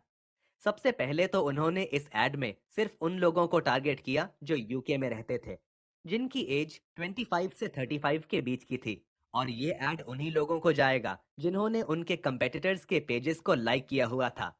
अब उनके इस ऐड को कोई अवार्ड तो नहीं मिलेगा, बट ये जरूर है कि उनकी इस ऐड की वजह से उनके फर्स्ट कुछ सेल्स जरूर हो जाएंगे। इसके बाद ऑथर ने अपने फाइनल प्रोडक्ट की फोटोग्राफ्स अपनी वेबसाइट पे अपलोड की और वो अपने पहले कुछ कस्टमर्स के लिए रेडी हैं। Pitching Awesome Oats to a supermarket buyer. अब ऑथर ने फेसबुक पे कैंपेन भी चला दिया और उनका प्रोडक्ट उस स्टोर के शेल्फ में भी है। लेकिन अल्टीमेटली वो चाहते हैं कि उनका प्रोडक्ट किसी बड़े सुपरमार्केट की शेल्फ पे हो, जैसे कि उन्होंने सुपर जैम के साथ किया था। ऑथर कहते हैं कि अगर आप एक सक्सेसफुल बिजनेस बनाना चाहते हैं तो आपको अपने प्रोडक्ट को किसी ऐसी जगह ले जाना होगा जहां आपके कस्टमर्स हों और आपके कस्टमर्स बड़े सुपरमार्केट्स में ज्यादा होते हैं। ऑथर ने डिसाइड किया कि वो यूके के एक बहुत बड़े सुपरमार्केट में अपना प्रोडक्ट सेल करना चाहते हैं, जो है वेट्रोज। ये वही सुपरमार्केट है जहां उन्होंने सुपर जैम भी सेल किया था। अब बहुत से लोग सोच रहे होंगे कि यार ये तो चीटिंग है, वो तो ऑलरेडी उस सुपरमार्केट वाले को जानते होंगे। हाँ, ये सच है कि ऑथर का उनके साथ बहुत अच्छा रिलेशनशिप है, लेकिन वो सिर्फ उस जैम बायर के साथ। लेकिन जो पर्सन वहां पर ब्रेकफास्ट सीरियल्स बाय करता होगा, उसने ऑथर के बारे में कभी नहीं सुना होगा। ऑथर ने लिंक्डइन पे टाइप किया वेट्रोज ब्रेकफास्ट सीरियल्स बायर, और फिर उन्हें उसका नेम और ईमेल पता चल गया। ऑथर ने उस बायर को अपने ऑसम ओट्स की स्टोरी के बारे में बताया और उसे कहा कि वो अपना ब्रांड उनकी कंपनी को ऑफर करना चाहते हैं 6 मंथ्स के लिए, वो भी एक्सक्लूसिव बेसिस पर। ऑथर ने उसे ईमेल पर यह भी कहा कि वो उन्हें कुछ सैंपल्स दिखाना चाहते हैं, और फिर कुछ ही टाइम बाद ऑथर की उससे मीटिंग सेट हो गई। अगर आप भी अपना प्रोडक्ट इसी तरह किसी बड़े सुपरमार्केट में सेल करना चाहते हैं, तो चांसेस हैं कि वो फौरन आपका प्रोडक्ट एक्सेप्ट नहीं करेंगे, बल्कि वो आपको सजेशंस और फीडबैक देंगे, और आपको उस पे काम करना पड़ेगा। Awesome Oats first sale. Author ने ऑसम ओट्स के लिए फेसबुक पे ऐड भी चलाई थी, और उनका प्रोडक्ट स्टोर के शेल्फ पे भी था। और फाइनली इतनी मेहनत के बाद उन्हें उनका पहला ऑर्डर मिल गया। ये ऑर्डर उन्हें उनकी फेसबुक ऐड की वजह से मिला। उन्होंने ऑर्डर पैक कर दिया और नेक्स्ट मॉर्निंग वो ऑर्डर जाने के लिए तैयार था। इस फेसबुक एडवर्टाइजिंग में उनके काफी पैसे लगे थे, और उन्हें सिर्फ एक ही कस्टमर मिला था। मतलब अभी भी उन्हें कोई प्रॉफिट नहीं हुआ था। लेकिन यहाँ पर ये पॉइंट नहीं है। ऑसम ओट्स एक दिन एक प्रॉफिटेबल कंपनी बन जाएगी। लेकिन यहाँ पर ऑथर ने ये प्रूव कर दिया कि आप सिर्फ 48 आवर्स के अंदर अंदर कोई आइडिया सोच सकते हैं, अपना प्रोडक्ट बना सकते हैं, और अपनी फर्स्ट सेल भी कर सकते हैं। एंड होपफुली इस पूरी बुक में जो लेसन्स ऑथर ने हमें बताए हैं, उसकी हेल्प से आप भी सिर्फ 48 आवर्स में ये सब कर सकेंगे। अगली ड्रिंक्स। इस चैप्टर के एंड में हम एंटरप्रेन्योर ह्यू थॉमस और जो बेन से सीखेंगे कि हम कैसे अपना फर्स्ट कस्टमर फाइंड कर सकते हैं। ये दोनों एंटरप्रेन्योर्स वीटा कोको में काम कर चुके हैं। जब उन्होंने अपने फ्रिज में ड्रिंक्स देखी, तो उन्होंने देखा कि इन ड्रिंक्स में ज्यादातर ड्रिंक्स शुगर वाली थी, और इसीलिए उन्होंने डिसाइड किया कि वो कुछ ऐसा बनाएंगे जिसमें कोई ऐड किया हुआ शुगर ना हो। ये एंटरप्रेन्योर्स बहुत अच्छे सेल्समैन भी हैं। वो रेकमेंड करते हैं कि आपको अपना प्रोडक्ट हमेशा अपने पास रखना चाहिए, और उसे सेल करने की कोई अपॉर्चुनिटी मिस नहीं करनी चाहिए। इसके अलावा अगर आप अपना प्रोडक्ट किसी स्टोर में स्टॉक करवाना चाहते हैं, तो वो कहते हैं कि आपको इस सिचुएशन को उनकी नज़र से देखना चाहिए, और ये सोचना चाहिए कि वो क्या चाहते हैं। सेलिंग में आपको हमेशा ये याद रखना चाहिए कि आपको उनके साथ अच्छे से बात करनी है, और उन्हें समझना चाहिए। ये भी डिसाइड करो कि आपका प्रोडक्ट उस मार्केट में किस तरह पहुंचेगा। क्या वो किसी डिस्ट्रीब्यूटर से खरीदेंगे, या फिर डायरेक्टली आपसे बाय करेंगे। और अपने आप से ये भी पूछो कि आखिर उन्हें आपका प्रोडक्ट क्यों रखना चाहिए। आप इस पूरे इंटरव्यू को 48hourstartup.org पे सुन सकते हैं। Chapter 8, what next. ऑथर कहते हैं कि उनके लिए ये 48 आवर्स बहुत ज़्यादा एग्जॉस्टिंग थे, क्योंकि इन 48 आवर्स में उन्होंने बहुत काम किया है, और उन्होंने ये प्रूव कर दिया है कि सिर्फ 48 आवर्स में एक एंटरप्रेन्योर क्या कर सकता है। अब मान लो आपने भी अपने इस 48 आवर्स की जर्नी को पूरा कर लिया। लेकिन अगर आप चाहते हैं कि आप अपने ब्रांड को एक प्रॉफिटेबल कंपनी बनाएं, तो आपकी जर्नी अभी यहाँ खत्म नहीं हुई। उसके लिए आपको और भी काफ़ी काम करना होगा, और इस चैप्टर में हम वही डिस्कस करेंगे। Registering a company. अगर आप चाहें तो बिना किसी फॉर्मेलिटी के अपना बिजनेस शुरू कर सकते हैं। मतलब जो कंपनी रजिस्टर की जाती है, आप वो किए बगैर अपना बिजनेस कर सकते हैं। और उस केस में आपको अपनी कंट्री की टैक्स अथॉरिटीज को बताना होगा और टैक्स पे करना होगा। लेकिन अगर आपका बिजनेस बहुत ज्यादा सक्सेसफुल बन जाता है, तो ऑथर रेकमेंड करते हैं कि आप उसे as a limited company register करवा लें, और आपको बहुत से ऑनलाइन कंपनी फॉर्मेशन एजेंट्स मिल जाएंगे जो कुछ ही पैसों में ये काम कर देंगे। Opening a bank account. Start में हो सकता है कि आप ये बिजनेस अपने पर्सनल बैंक अकाउंट से करें, लेकिन जितना जल्दी हो सके आपको एक बिजनेस बैंक अकाउंट खुलवा लेना चाहिए। ज़्यादातर बैंक्स इस स्टेप में बहुत स्लो होते हैं, और वो थोड़ा टाइम भी लेंगे। कुछ बैंक्स ऐसे भी होते हैं जो आपको 12 मंथ्स के लिए एक फ्री अकाउंट भी देते हैं। इसलिए अगर ऐसी कोई ऑफर हो तो उसका फायदा उठाएं ताकि आपके थोड़े पैसे बच जाएं। सेटअप अ मेलिंग एड्रेस। हो सकता है कि आप अपना बिजनेस अपने घर से ऑपरेट करें और इसमें कोई गलत बात नहीं है। लेकिन अगर आप अपनी प्राइवेसी को लेकर थोड़ा परेशान हैं, तो आप एक डिफरेंट मेलिंग एड्रेस सेट कर सकते हैं। इसमें होता यह है कि आपके सारे मेल्स उस जगह पे चले जाएंगे जहां का आपने मेलिंग एड्रेस रखा है, और फिर आप जब चाहेंगे वो मेल्स आपके घर पर भेज दिए जाएंगे। कुछ सर्विसेज ऐसी भी होती हैं जो आपके मेल को खोलती हैं, स्कैन करती हैं और फिर आपको ईमेल कर देती हैं। इसका फायदा ये है कि इवन अगर आप कंट्री से बाहर भी हों, तो भी आपको अपने सारे मेल्स का पता चल जाएगा। Government grants. बहुत से लोग गवर्नमेंट ग्रांट्स के पीछे भी होते हैं। गवर्नमेंट ग्रांट्स मतलब वो फंड्स जो गवर्नमेंट आपको देती है आपके किसी पर्सनल या बिजनेस पर्पस के लिए। लोग अक्सर ऑथर से पूछते हैं कि वो गवर्नमेंट की हेल्प कैसे ले सकते हैं, लेकिन ऑथर कहते हैं कि कभी भी ये नहीं सोचना है कि कोई आपके बिजनेस में आपकी हेल्प करेगा। आपके बिजनेस का सक्सेस टोटली आप पर है, और अगर वो कोई हेल्प कर भी देते हैं तो वो बस बोनस है। ये गवर्नमेंट का काम नहीं है कि वो आपके लिए बिजनेस स्टार्ट करे, इसलिए उनसे ऐसी कोई एक्सपेक्टेशंस ना रखना। ऐसे कुछ ऑनलाइन ग्रांट सर्च इंजन्स भी हैं जहां आप उन फंडिंग सोर्सेज को ढूंढ सकते हैं जो आपके लिए ठीक हो। वहां आपको कुछ बिजनेस प्लान टेम्पलेट्स और ग्रांट एप्लीकेशन टेम्पलेट्स भी मिल जाएंगी, ताकि आपको ग्रांट के लिए स्टार्ट से पूरा काम ना करना पड़े। ऑथर कहते हैं कि अगर आप इस रूट पे चलोगे तो आपको ऐसे बहुत से सो कॉल्ड एक्सपर्ट्स मिलेंगे जो आपको बताएंगे कि बिजनेस कैसे चलाया जाता है, जबकि उन्होंने खुद कभी बिजनेस नहीं किया होता। अगर आप अपने बिजनेस के बारे में ज्यादा सीखना चाहते हो, तो आपको इन सो कॉल्ड एक्सपर्ट्स के साथ नहीं, बल्कि अपने कस्टमर्स के साथ टाइम स्पेंड करना चाहिए और उनसे सीखना चाहिए कि आप अपने प्रोडक्ट को कैसे इंप्रूव कर सकते हैं। Crowd funding.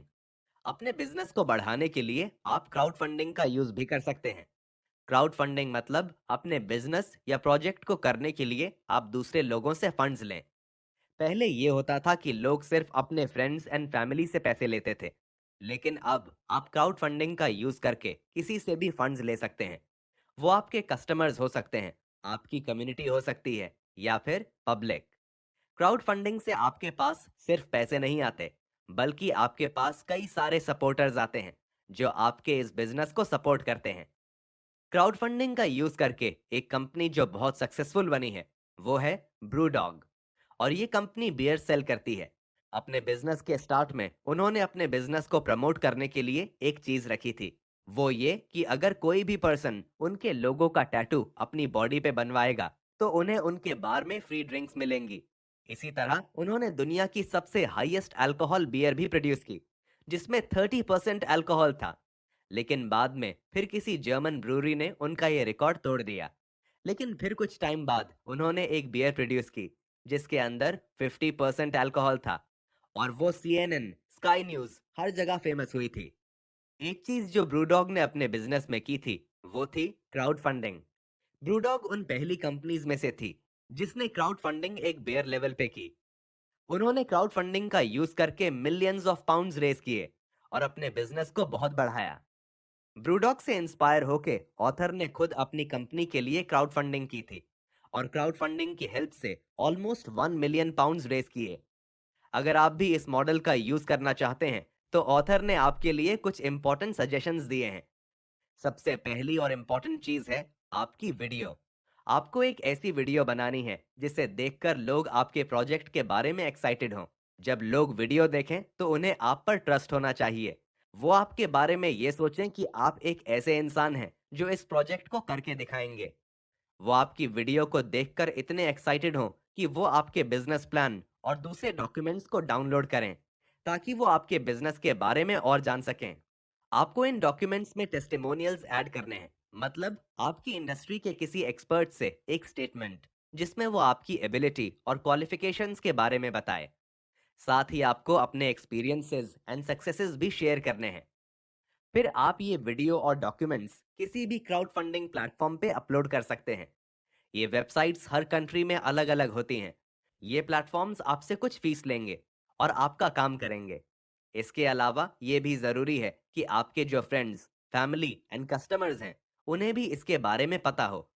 इसके लिए आप ये कर सकते हैं कि आपके जितने भी लिंक्डइन कॉन्टैक्ट्स हैं, उन सबके ईमेल एड्रेसेस डाउनलोड करें और फिर उन्हें अपने क्राउड फंडिंग पेज का लिंक सेंड करें और साथ में अपना बिजनेस प्लान भी अटैच करें।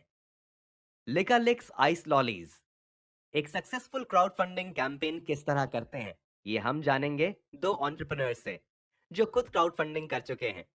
ये एंटरप्रेन्योर्स हैं डोमिनिक और कैरिस, जिनकी एक आइस लॉली कंपनी है और इस कंपनी का नाम है लिकालिक्स।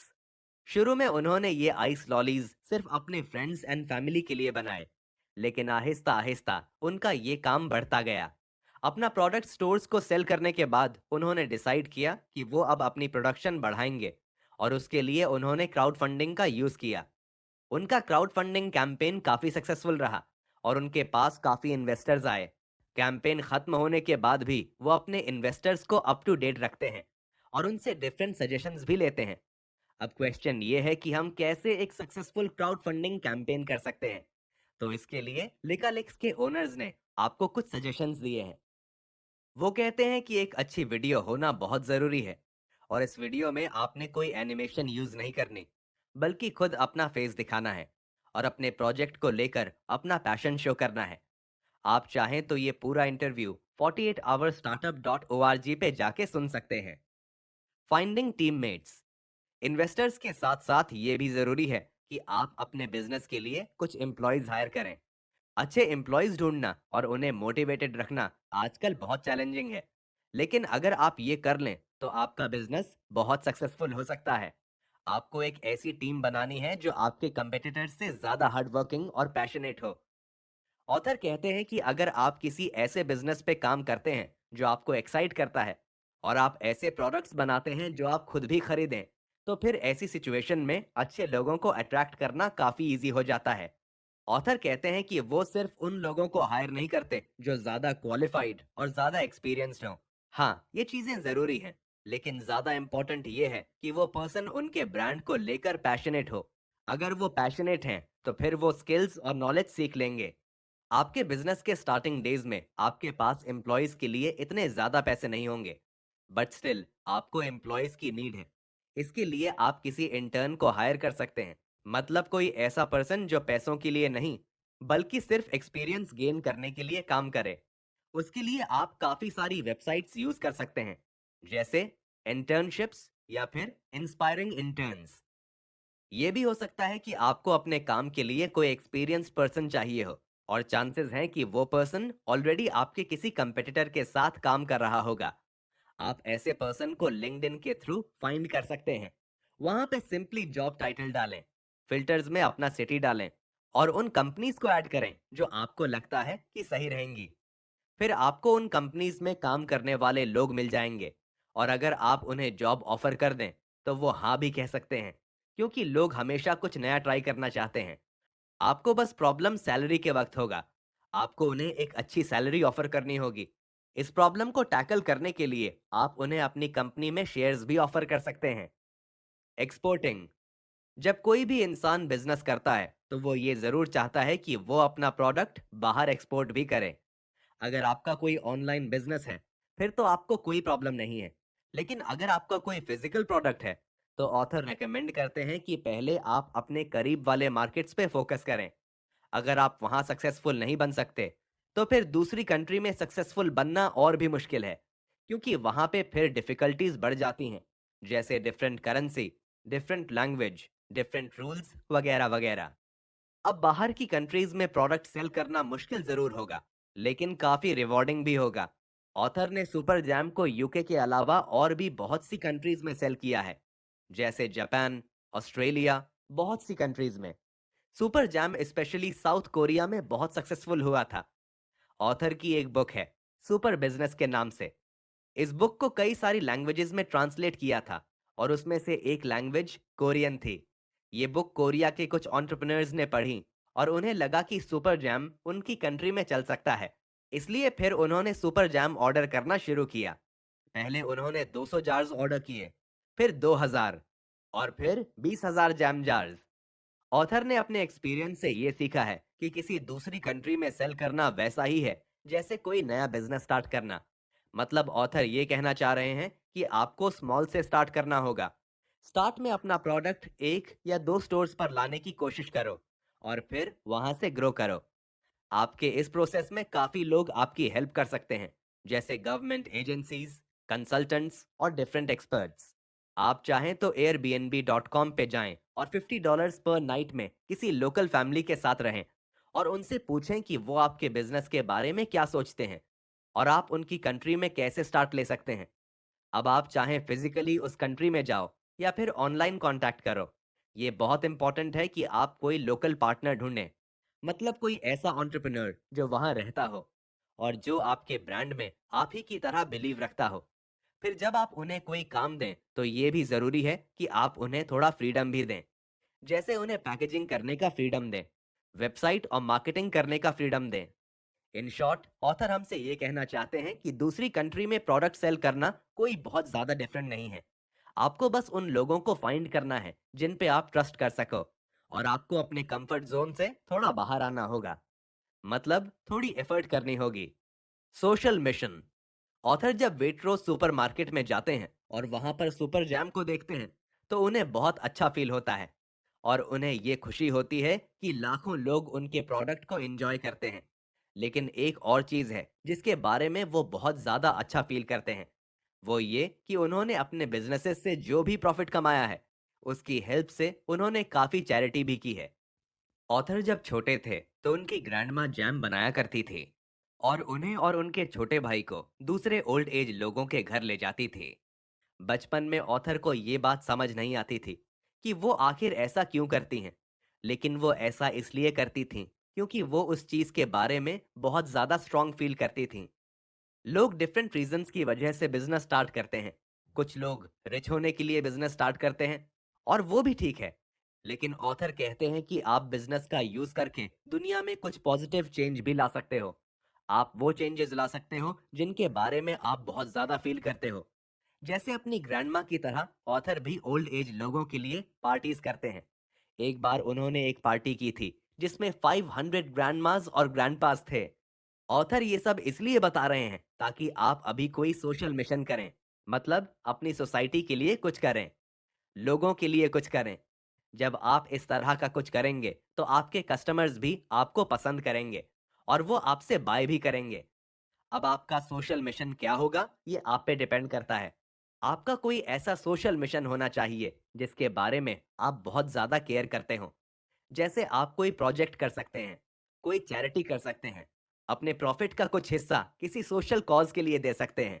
एक सोशल मिशन करने से आपकी कंपनी और ज्यादा ह्यूमन बनती है और लोग इसे सपोर्ट भी करते हैं। Chapter 9, resources, links, tools, places to go, things to read. अपने बिजनेस के लिए आपको बहुत से काम करने होंगे और उनके लिए आपको डिफरेंट टूल्स और वेबसाइट्स की नीड होगी। इस पूरी बुक में ऑथर ने हमारे साथ कई सारे ऐसे टूल्स शेयर किए हैं और इस चैप्टर में अगेन आपको वो सारे टूल्स बताए जाएंगे और साथ ही कुछ एडिशनल टूल्स एंड वेबसाइट्स बताई जाएंगी जो आपको आपके 48 आवर स्टार्टअप में हेल्प करेगी। इसके अलावा ऑथर ये भी रेकमेंड करते हैं कि आप 48hourstartup.org को विजिट करें, क्योंकि वहां पर सारी वेबसाइट के लिंक्स हैं, इंटरव्यूज हैं और इसके अलावा कई सारी रिसोर्सेज हैं। तो चलिए ये फाइनल चैप्टर शुरू करते हैं और मैं आपको वो रिसोर्सेज बताता हूं। Number 1, startup accelerators. ये टूल्स आपके बिजनेस को ग्रो करने में आपकी हेल्प करेंगे।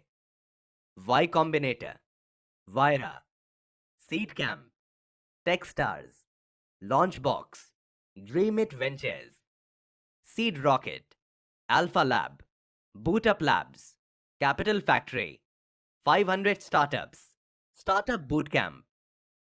Number 2, idea inspiration. इन टूल्स का यूज करके आप नए आइडियाज के बारे में जान सकते हो। The Next Web, BetaList, TechCrunch, Fast Company, Wired, Springwise, Trend Spotting, PSFK, Cool Hunting, startups.co.uk. Number 3, design inspiration. The Die Line, Lovely Package, Behance, Dribble, Design Inspiration. Number 4, crowd funding, इसके लिए आप use कर सकते हैं angel list जो कि global है, Kickstarter भी ग्लोबल है, इंडिगोगो भी ग्लोबल है, क्राउड क्यूब यूके के लिए है, सीडर्स यूके के लिए है, एंजल्स डेन यूके के लिए है। नंबर 5, डोमेन नेम रजिस्ट्रेशन, इसके लिए आप यूज कर सकते हैं Bust a Name, Name Station, GoDaddy, Sedo. Number 6, intellectual property information, ipo.gov.uk, uspto.gov, इनका यूज करके आप ट्रेडमार्क्स और पेटेंट्स रजिस्टर कर सकते हैं। नंबर 7, फॉन्ट्स, इसके लिए आप यूज कर सकते हैं fontfabric.com, losttype.com, myfonts.com, youworkforthem.com। Number 8, freelancer मार्केटप्लेसेस, यहां पे आपको फ्रीलांसर्स मिलेंगे Upwork, YunoJuno, Freelancer, PeoplePerHour. Number 9, craft marketplaces, इसके लिए आप यूज कर सकते हैं etsy.com, not on the high street. Number 10, on demand merchandise production, इसकी हेल्प से आप अपने प्रोडक्ट की ऑन डिमांड मतलब जब डिमांड हो उस वक्त उसकी प्रोडक्शन करवा सकते हैं, और इसके लिए आप ये टूल्स यूज कर सकते हैं Zazzle, CafePress, Spreadshirt, Everpress, Merchify, Supreme Creations. Number 11, finding Chinese manufacturers, यहां पे आपको चाइनीज मैन्युफैक्चरर्स मिलेंगे और इसके लिए बेस्ट है alibaba.com। नंबर 12, सेल्फ पब्लिशिंग, इन वेबसाइट्स का यूज करके आप अपना काम खुद ही पब्लिश कर सकते हैं blurb, Amazon, create space. Number 13, designing and building your own website, in websites का यूज करके आप खुद की वेबसाइट बना सकते हैं और इसके लिए आप यूज कर सकते हैं शॉपिफाई, स्क्वेयरस्पेस, स्ट्राइकिंगली। इन वेबसाइट्स में आपको ड्रैग एंड ड्रॉप टूल मिलेगा जिसकी हेल्प से आप वेबसाइट्स बना सकेंगे। थीम फॉरेस्ट, इसमें आपको पहले से बने हुए टेम्पलेट्स मिलेंगे। बाल्समिक मॉकअप्स, इसमें आप खुद से अपनी वेबसाइट का लेआउट बनाएंगे। नंबर 14, पेमेंट प्रोसेसर्स, इन टूल्स की हेल्प से आपको पेमेंट मिलेगी PayPal, Stripe, GoCardless. Number 15, subscription payment apps, Chargify, Spreedly. Number 16, offline payments, इसके लिए आप यूज कर सकते हैं Square, izettle। Number 17, hiring interns, इनका यूज करके आप इंटर्न्स को अपने पास काम करने के लिए हायर कर सकते हो internships, inspiring interns. Number 18, stock photography, इन वेबसाइट से आप फोटोज बाय कर सकते हैं Shutterstock, Alamy, iStockphoto, Dreamstime. Number 19, ask for advice, इस वेबसाइट का यूज करके आप किसी एक्सपर्ट से बात कर सकते हैं और उनसे एडवाइस ले सकते हैं और बदले में आपको कुछ फीस पे करनी होगी। वो वेबसाइट है clarity.fm। Number 20, organise your team, इन टूल्स का यूज करके आप अपनी टीम को ऑर्गेनाइज कर सकते हैं Asana, Remember the Milk, Basecamp, Trello, Calendly, Evernote, join.me, Slack. Number 21, manage social media, इन टूल्स का यूज करके आप अपना सोशल मीडिया मैनेज कर पाएंगे Hootsuite, scoop.it, content marketer, Buffer, IFTTT, BuzzSumo, Narrow। Number 22, analytics, इन वेबसाइट्स पे आपको एनालिटिक्स मिलेंगे मतलब ऐसा डेटा मिलेगा जो आपके लिए काफी यूजफुल हो सकता है HubSpot, Moz, Brand24, Optimizely, Sumome, Google Trends, Google Analytics, Rank Tracker। Number 23, marketing tools, SurveyMonkey, Mailchimp, Wufoo, SendGrid। Number 24, customer service tools, Zendesk, Intercom, Help.com, Desk.com, Get Satisfaction। Number 25, productivity tools, ये tools आपको productive बनाने में help करेंगे rescue time, toggle, pocket, Google drive, Dropbox. Number 26, accounting, finance and legal tools, ये tools आपके business की accounting और financing वगैरह में हेल्प करेंगे exact, zero, Mint, Expensify, Wave, Yodlee, Boattree, Bench, TermsFeed. Number 27, 99 designs. इस वेबसाइट का यूज करके आप लोगो क्रिएट कर सकेंगे। नंबर 28, को फाउंडर्स लैब। इस वेबसाइट की हेल्प से आप अपने स्टार्टअप के लिए एक को फाउंडर ढूंढ सकेंगे, मतलब एक पार्टनर जो आपके इस बिजनेस को स्टार्ट करने में हेल्प करेगा।